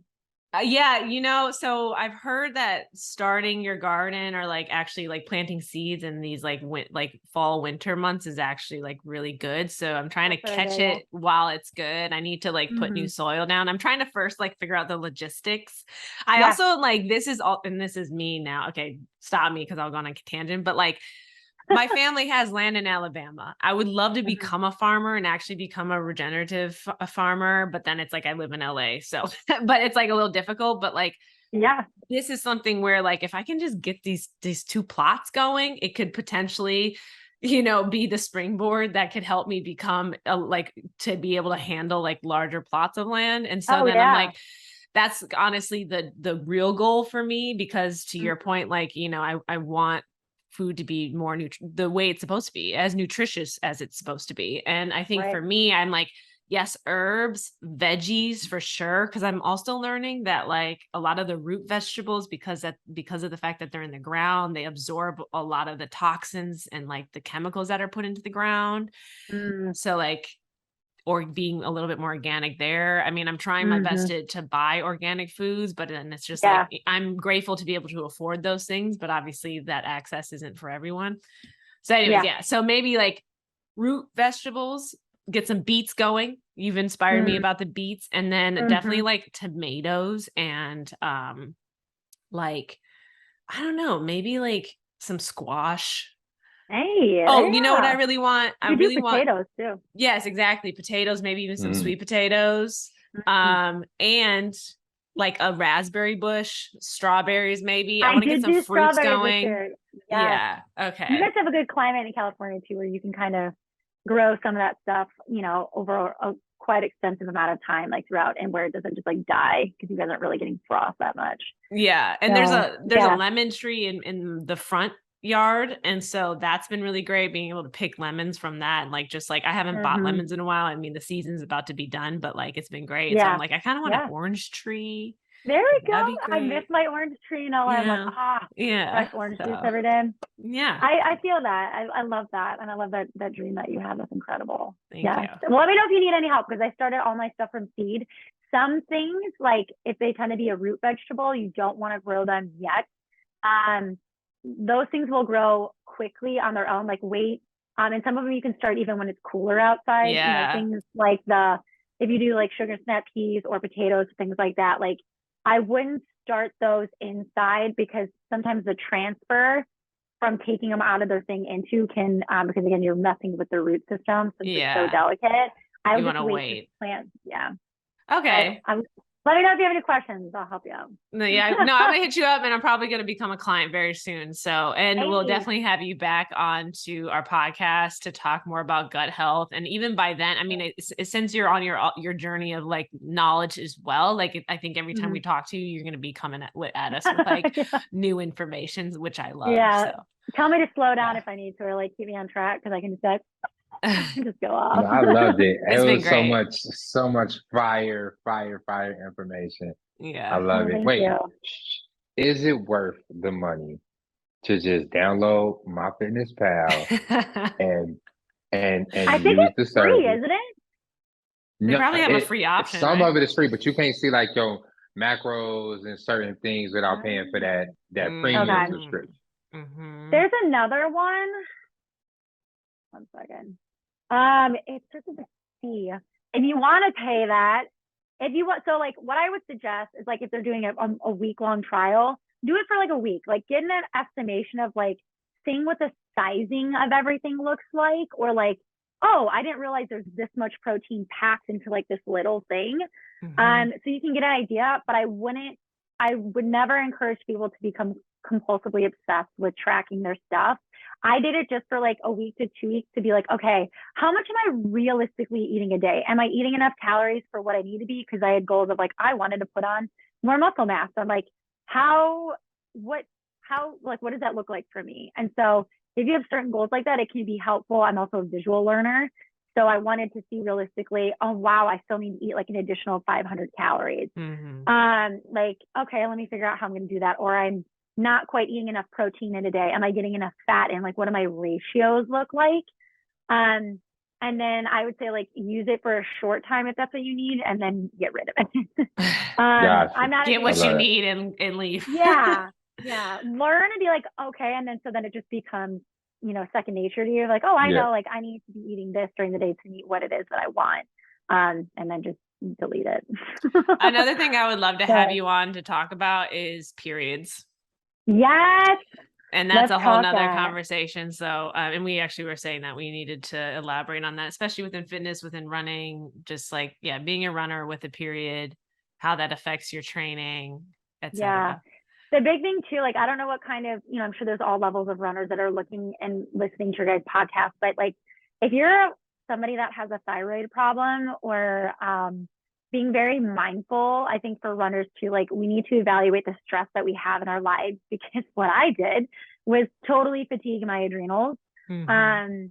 And because I was just pushing, again, not practicing that stillness, not slowing down, and learning how to incorporate those mindfulness practices in your life and how to also support those body systems while you're training. So you're not tanking yourself. Yeah. I'm trying to find, by the way, that other app. Next time we come on, there's so many different like You can text me and then I'll mention it on the next podcast too. Yeah, there we go. Yeah, okay, cool. Perfect.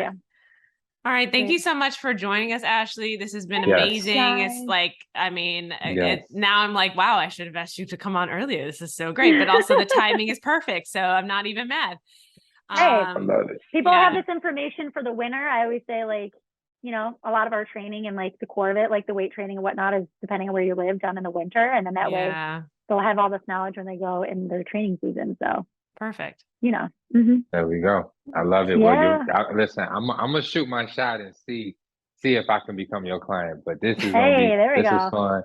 We'll see you again very All soon. right. You have a good one. Remember to follow her at the Adventuring Ashley. Mhm. And Thank I don't you. know. Thank you again. I appreciate it. Thanks for having me, guys. Right. Wow. Yo, listen, I don't even know. I could have kept talking to Ashley for like another hour. Yeah. Like hands down. I cannot wait to have her back on.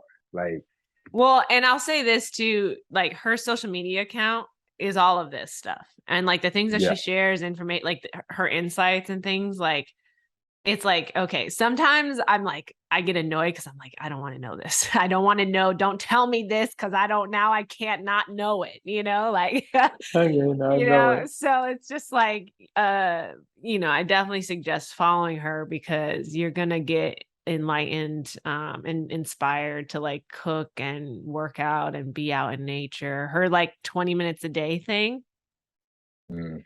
I've been trying to do that.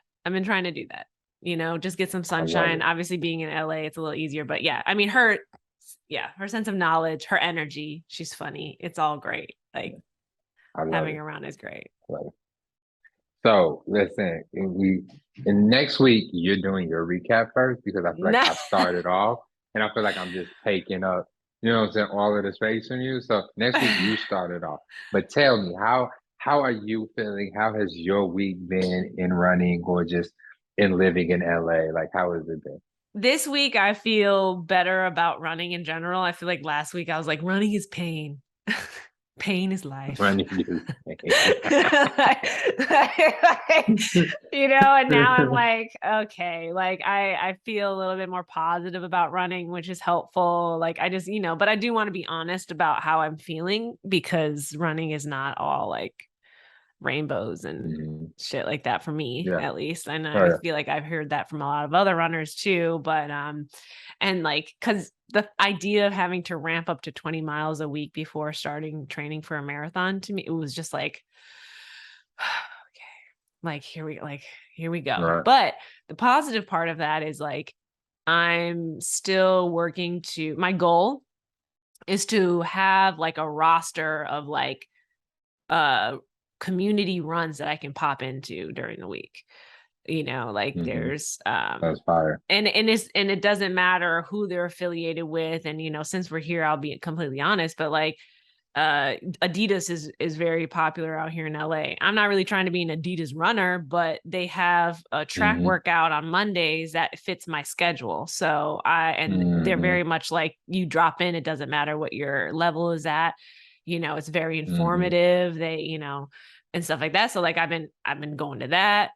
And I have a friend who I met in Chicago who runs with them. And so then that also helps me with my sense of community because he invited me. Right. So then like, that's great. They also, and I haven't checked these out yet, but they have like a trail run, I think on Thursdays and then also on Sundays where they run like 7 miles plus, I think anywhere between like 7 and 10 miles. So it's like, once I get ramped up to that, once I get ramped up to that, like that'll be something I'll probably pop into, but I'm not there yet. On Tuesday, this week I didn't go to track because of Halloween. And then I realized that Halloween on my block is not popping because they go to a different neighborhood and I got all this fucking candy. And then it's just like, I was like, oh, no. I had to put it up. I was like, it wasn't, we got a couple trick-or-treaters. It was nice. Matthew and I were like, you know what? We need to start a movement and like put a flyer on everybody's door, you know, next year to just like encourage them to like make our own neighborhood great. You know what I mean? Because like we have a Black neighborhood and it's a lot of like Black older folks. And so I think there's also this stigma that happens where like, I don't know about you, but like even my grandparents in Cleveland, and I'll get back to the running in a second, they close themselves into their homes.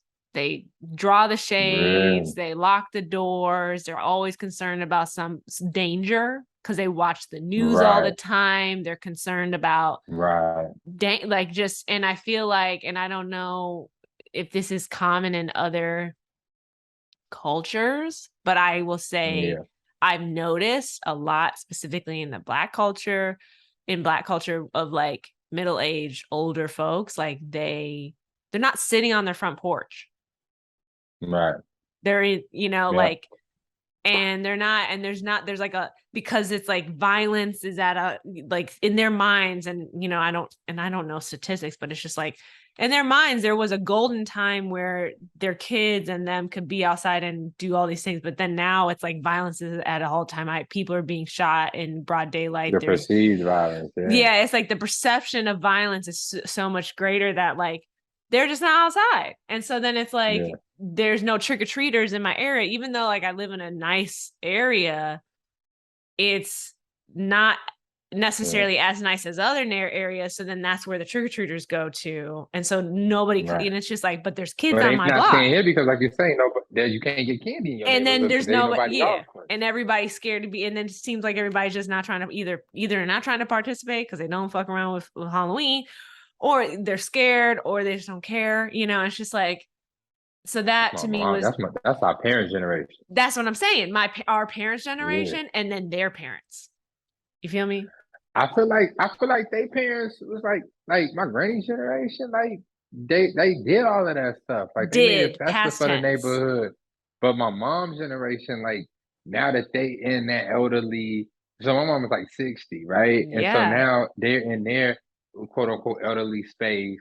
But my mom ain't passing out no fucking candy. Like she's not doing that. And I don't know what happened. That's the thing where I'm like, the 70s and 80s happened. Right, exactly. So all, you know what I mean? That's what I'm saying. Like a series of events happen in history and in whatever, and all like history and like just events that it's just like people aren't doing it. So that was a little disheartening for me. But it, you know, and it's something that like I like, but for me, I'm sitting out on my front porch. I'm putting furniture out there. If someone, you know what I mean? If someone were to take my furniture at the end of the day, I'd be salty, but I would just get some more and then just continue to sit on my front porch, because I'm not trying to let fear dictate my life like that. Right. So anyway, Monday I didn't do track. I was waiting on trick-or-treaters. A few came by, not that many came by, but it was still fun because, you know, we was out there as a family, and people were happy to see us because they're like, yeah, usually it's dead over here. So they were happy we were out.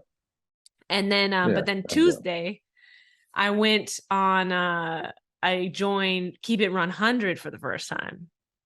Oh. Yeah. So the leader of Keep It Run 100 out of LA, his name is Butta. He goes by Butta. He went viral over Halloween because he dressed up as Nick Cannon and had a whole bunch of babies attached to him.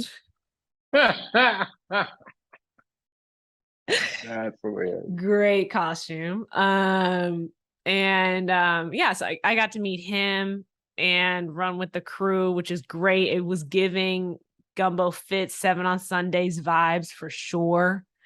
You know, primarily, I would say 95% Black runners or runners of color at least. You know what I mean? It was like, it felt good. It felt like I was home. It felt like I I found the love that. community that I can like really like rely on. They do that run out of Culver City on Tuesdays, and then on Thursdays, which I'm planning on going to today, they do another like 3-mile run, but out of Inglewood.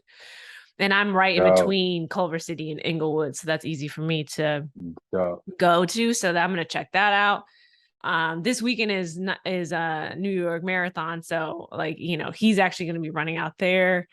But ultimately, like, it felt great to be around them. And you know, that what they do, this is something new. I always find it very interesting when, you know, as a run club leader, to go to other run clubs and participate and just see what the nuances are. And they do a safety prayer before their runs. Wow. Like they actually like gather and pray. That's fine. And I've never seen that before. So I thought that was really amazing. And I would say, and like, I was like 80% of the participants are Black women. Fire. Yeah. So, and they have like like for anyone who cares to know, if you're in LA on a Tuesday, they have a walking group, and they send the walking group out first.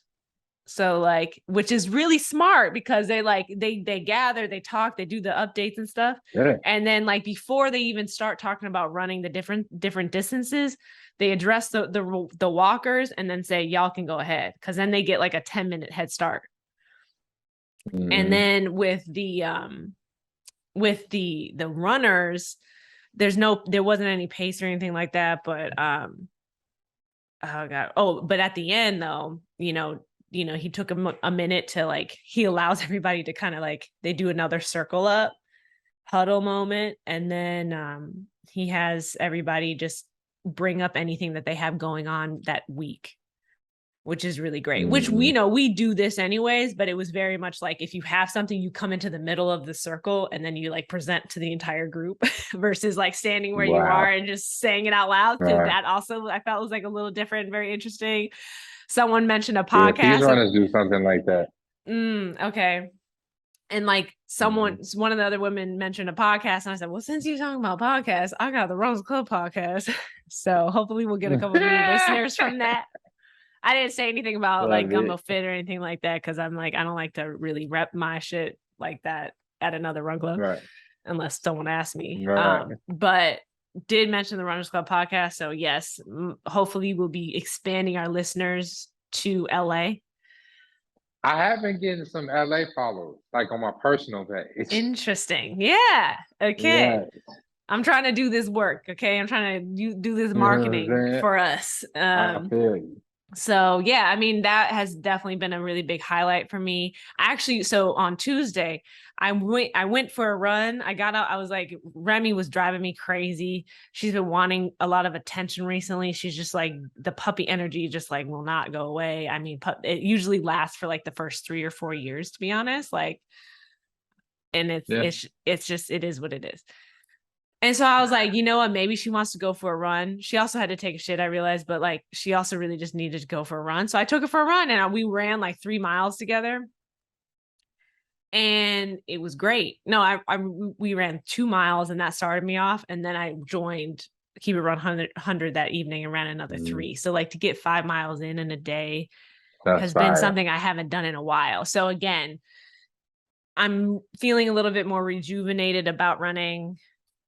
And it's getting a lot cooler. Like right now, the high today, I think I was telling you, is like, it's like, I don't even know. It's like 68 degrees. 68 degrees is a high. So, but it's sunny outside, you know, it's beautiful. Like it, you know, that's also like, that's a plus. So that's like my biggest update. I'm rolling around in my Tesla. That's been great. You know what I mean? I love it. Yeah. So, I had like, hold on a second. Yeah. So I'm like, I'm enjoying that. And, that's fire. Yeah. Like, it's interesting. You know what I mean? It's like, I haven't been to a gas station in a while. It's almost been a month at this point, which is crazy. Ew, gas station. I know. What is that? Every time I pass it, I'll be like, oh, Oh, okay. Y'all do this. You know what I also think about is like when I have kids, their first experience in a car will be an electric car. Yup. They ain't even gonna be going to gas stations like that. That's what I'm saying. I'm not That's wild. and it's just like, what is what is life right now? Like, I don't Yeah. That's understand. what I want to do. Like when me and Karen look into another car, like do electric. You feel me? Like niggas gonna be running the extension cord outside the crib to charge it up. I mean, we're gonna make it work. Yeah, if You you feel have me? a garage and that has an outlet, that's really helpful. But yeah, like you can get you literally plug it in. It's like plugging in a light, a lamp. And so Mm. I haven't even needed to, and it's like for those who don't know, but like, because just looking at the price differences, I like it costs me 27 cents per kilowatt to charge at home. And then it costs me about 65 cents per kilowatt to charge at a supercharger. And a supercharger will take, it's like, it literally, like I charged it from 20% to 100%. It took me, I think like 45 minutes. Mm-hmm. But then it would take me it would take me all night. And then it would probably take me like a day and a half of charging to get that if I would charge it from home. I got you. And so, yeah, so I mean, it is what it is, but it's also like, I mean, ultimately we keep our shit charged because we charge it every night. And then, yeah, and it's nice. It's just Mm-hmm. it's a vibe. And also in LA, every 10 cars you see is a Tesla. That's fire. This you finna make a nigga figure it out. I'm just saying, and it's crazy because it's Yeah. like in Chicago it's different, but here it's like I kind of like it's basically I don't know, yeah, it's like a normal car. I ain't even gonna stunt. Like I was riding in a Tesla Uber, right? And Mm-hmm. Uber giving Teslas out like hotcakes, right? Yeah. So it's they not really giving it to you. So basically, you could lease a Tesla for like 250, 300 a week, right? And you just gotta do Yeah. like 5 rides or some shit like that. And so fan was talking to me. I was listening to his math. I was doing my math, and I was like, How I does it can work? just work one day. You know what I'm saying? I can just ride around and the niggas need 2 cars. You feel me? Like I could just, you know what I'm saying? You know, meet some new people. You know, then I leave. You feel me? Niggas ain't really buying no gas. And Man, the model Karen's like, no fool. She was like, no fool. absolutely not. Yeah. Well, and like the Model 3 is the most affordable. And then Yeah. then it's the Model Y, which we have. And then like the luxury ones are the Model S and the Model X. Yeah. Yeah. My So, problem is I got like 2 grown kids and a baby. So but that's what I'm saying.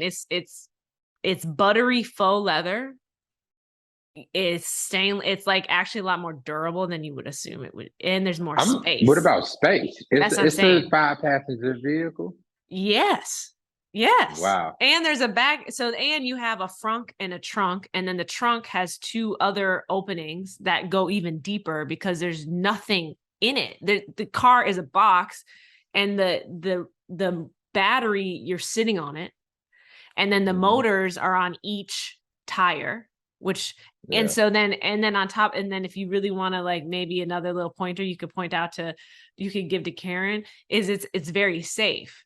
It's it's like when I'm in it now, I'm not concerned. Like I get very worried. I like have anxiety about the stupidest things. Like I get anxiety when Matthew leaves the house sometimes and he's driving. And I'm just like, oh God, what if he gets a car accident? Like, oh my God, he's not going to come home. Like I can't handle it. Like my anxiety be Yeah. tripping. I'd be in my head. But then now with the Tesla, I'm like, I feel better because he's in a big, because like both of us now are driving in a larger vehicle. There's cameras on Mm-hmm. all motherfucking sides of that bitch. Yeah. And you're consistently being alerted about who's driving in front of you, who's on the side of you. Like if you're going too fast and someone in front of you is stopped, it'll beep at you. Like it's a very safe vehicle. Like I would be comfortable with my child, like learning how to drive in that vehicle.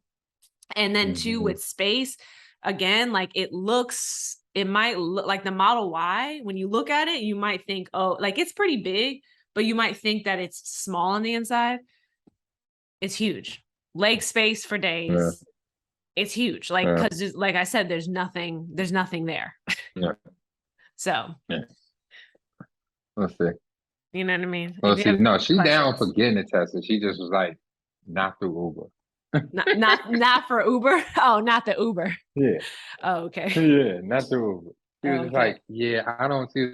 She was like, you're not carrying a one. Something don't sound right. Yeah, no. The math sounds off. Yeah, I would almost get it. And then if you wanted to do Uber, you could just sign up yourself, you know, versus like getting it through. Oh no, I don't want to drive Uber. I was just like, I do 5 rides to have enough car like that, because you just keep the car. Like it's just you just ride around. You can put unlimited miles. I'm like, oh, right. Facts. You know what I'm saying? But that was just me trying to be slick, trying to figure it out. You feel me?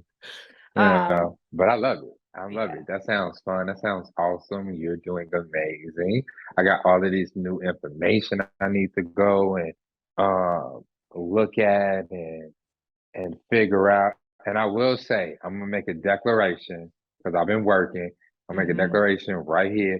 You can see this episode on YouTube, the Runners Club Podcast YouTube page. It will be there. It will be up. You can go see it. You can pull this episode up and future episodes right now. Gloria, well, not right now, but when you listen to this episode. She about to be mad if she can't. She called us out. She's like, stop saying that. Just stop saying that. We back. We back. We back. And yeah, we want the visuals too. I have a question for you, Ian. How's your YouTube page coming along? Mine, I only got 2 videos up there right now. I'm working on it myself, and I'm asking you because I'm asking you to start the conversation by also inadvertently like bringing it up so that I can start it myself, start my own. Yes. Say less. I mean, so it's not necessarily my personal, it's Last Stop Corner Stores. Okay, got it. YouTube page, but I mean, I will be the person there, and everything that I'll be doing would be on there.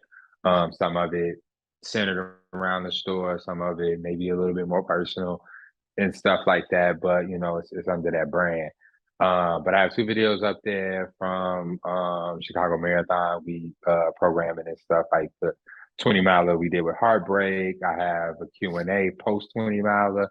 Those are 2 videos have up there. I am working on like a little episodic situation that I want to put up there in the next month or so and things like that. So I'll be doing like some shoe reviews of some of the stuff, some of the shoes that I carry in store, some of the apparel that I'm carrying in store. So if you want to go ahead and follow Last Stop Corner Store, go ahead, like, subscribe, do all of that. We will have content coming very soon, because the short form content, I haven't gotten I have a hard time with short form content, with the Instagrams, the reels, all of that stuff. I really think my bag is the long form, so I'm trying to figure it out. Okay.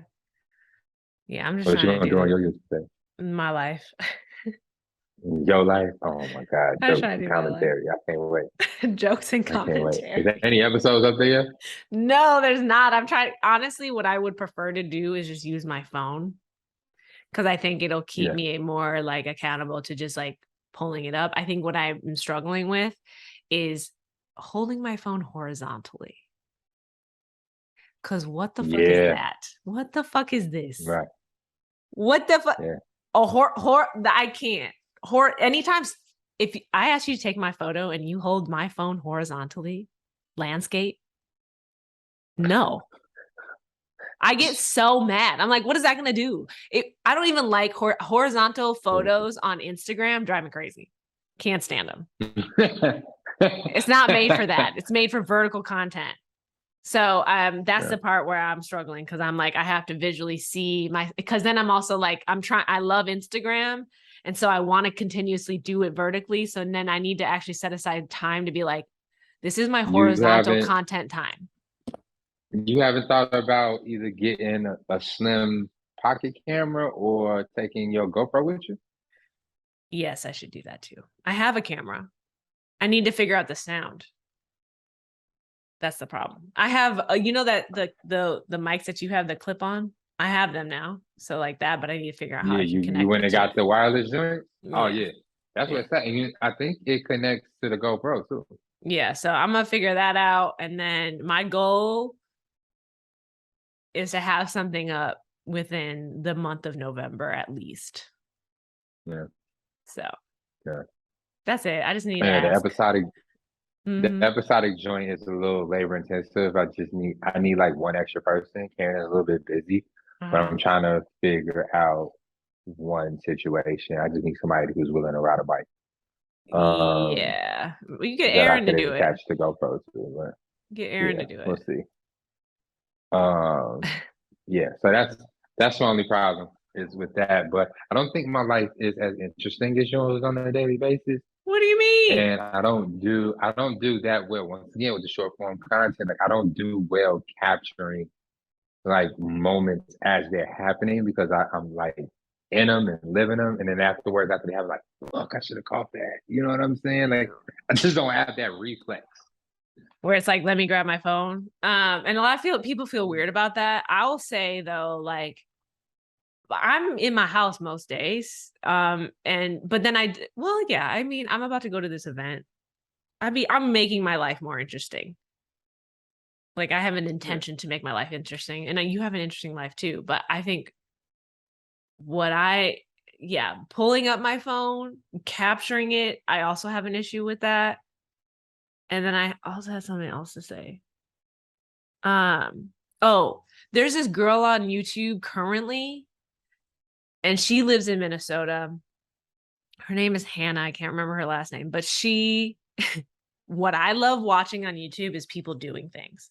And it's just this white girl, blonde white girl. She has a cabin, and she's like a small girl, like young 20s, maybe mid 20s. And she's like Mhm. chopping wood and like redoing her like house, but it's like she built an entire deck extension off of her cabin, and then built a swinging outside bed, and then also built Mhm. an outdoor sink. And then like she Wow. has like, and then she also has a traveling van where she like sleep, with like with a bed in the Yeah. back. So then she's like built that out so that she can like leave and Yeah. like just go travel around the country during the winter time. And like she has a pet mouse, and like she like just does all of these random things. And I'm like, I could watch her all day. Like, and that's the type of Right. content that I really like, where it's like, once I actually start doing the garden, I'm probably just going to set up my camera, and then like, I think humans like to watch humans do things. And that's really the Yeah. perspective I'm going for. I'm not trying to like be like flashy and shit. I'm more just like the process of things is really what I'm trying to share. Yeah, I feel you. I don't do that many things. But I do Like, wish I was brave enough to take my GoPro to the gym with me. facts. But I you do could wish. actually do it in Chicago though. In LA, everybody's trying to do that and they will stop you. They hate Really? content creators in gyms. They will kick you out. Really? Yeah, like at least in Chicago, Uh, you could kind of get away with it. yeah. I wish I was brave enough to do it, but it's just I do feel a little bit weird, like recording myself in front of other people. Yeah. It's like, who the fuck does this guy think he is? And then also, like, I don't look like that shit. You know what I'm saying? So, like, I'm doing it to record progress and share with y'all, but it's like, also, like, what are we doing here? Like, I don't know. It's that good old fashioned Midwest skepticism. You know what I'm saying? Like, Yeah. And one thing yeah, though in LA is hilarious is like I'll put up my camera and then I'll like hold my phone up for a second and then I'll feel self-conscious for like a moment, and then I realize it doesn't fucking matter. And people like expect it. People, when they see it, they just like keep walking. They don't give up. Like they're like, they mind their business. It's just like, because everybody's a content creator. Everybody, like not everybody, but like everybody. Like there's gonna be a yeah. content creator everywhere you go. But if somebody kicked over my shit being an ad, we fighting in the gym. I'm losing my LA fitness shit because that shit costs so much money. It does. You better swear to God that shit was an accident. You better swear to God. And I'm not gangster. I'm not no fighting ass nigga. I'm not rah, but I swear to, I will fucking be livid if somebody fucked up my shit or like bumped it or like was like, look at it. Like, I'm just gonna be mean. No. Boy, we fight. No, we're not talking about why you do that. Nope, we fighting. Luckily, a GoPro is like really durable. You can dunk that shit in water and it'll be fine. My feelings ain't that durable. Don't hurt them. Don't hurt them. But listen, right, yeah. I think we good. Yeah. This is another episode, another one in the book. Follow us, like bow. us, subscribe, leave a comment, be nice, share love. Also, if you follow a cool thought, do it at your own peril. Do it at your own risk. Okay. Brand in is different from everyday in. Okay. All right. What I put up on what goes up on Last Night Corner Store, what comes up on the Runs Club podcast is very conscious of you and your sensitivities. I do think about you. In my personal space, which is public, but okay, you feel me? This is things that I think is funny and or interesting. I'm pretty sure if you listening to this, our views probably align to some degree, but I also have a different sense of humor. So follow me, because I realized that Instagram is getting stressful for me because I feel like more people are looking at my Instagram than like this circle that I had 5 years ago. And I feel like now, like, because like people I don't know are like shouting me out or like I'm on a run, like, hey, Ian, amazing this or hot. Like I just don't even sometimes know where the voice comes from. And I appreciate that. I love it. But I'm realizing that they're also watching me and they have different sensibilities than me. So just respect. I just want to say this before anything happens, like just respect my personal space. I'm not an asshole. I'm not saying no super wild shit. You know what I'm saying? You know, just know like what it is. Not all of these things, but like just understand that this is the content is not necessarily for you. I'm just sharing a piece of me with you. Enjoy it, don't enjoy it, do whatever. But just be careful following me because I'm not gonna make my page private. I feel the same. I'm not going to make my page private either. Actually, I'd like to grow my page. And also, I think what I think, and this is just me in my head, but like, I swear people will follow me because they think that like, I'm going to like post only running things or something. Yeah. Or like, I'm going to be like very coach forward. And it's like, that is not my personality. I am so sorry to tell you. I am very a full person, and like you're gonna get lifestyle, you're gonna get beauty, you're gonna get running, you're gonna get fitness and wellness. It's all gonna be there. And so it's like I think it's so don't be surprised when you see this face, when you see this body, when you see the things that I'm doing, because it's my whole life. And I used to be a model too, so I think it's like maybe the running world is not used to like. Because I don't see like I'm a little different. I am though, because sometimes a lot of the run club leaders and the people that are being highlighted, like a lot of them are not very social media forward. And if they are, that's cool. But then they're very like niche forward where they only talk about fitness on their pages. I don't see a lot of people like me personally that are just where it's like you come to my page and you're gonna get like and it's an Instagram page. A lot of it's not set up to it's multifaceted though. Like mine is multifaceted. Some people choose to be very specific and only have one lane, and that works for them. They have lots of followers, and that is what it is. But for me, I'm like, but do you care about your skincare and running? Because I do. And that's what you're gonna get. Be lit on the fucking IG, or you want come look at this party I was at. Okay, did y'all see my Halloween costume? That shit was fucking fire. I'm gonna share it. If you haven't seen it, please go see. This is not even an actual problem. There was nothing said. Nope. Nothing has happened. Nope. I've just been holding on to this stress for like years now. Okay. And for some reason, it just came up and came out right now. And I just like you just get it off of you, get it out. And the universe kind of to start working on it and things like that.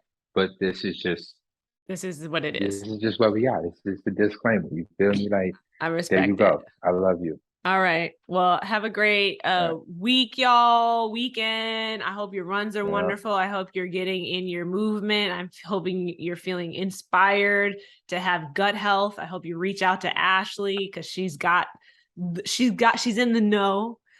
And we'll see you next week. Peace. Damn, time for my post run poop. Peace.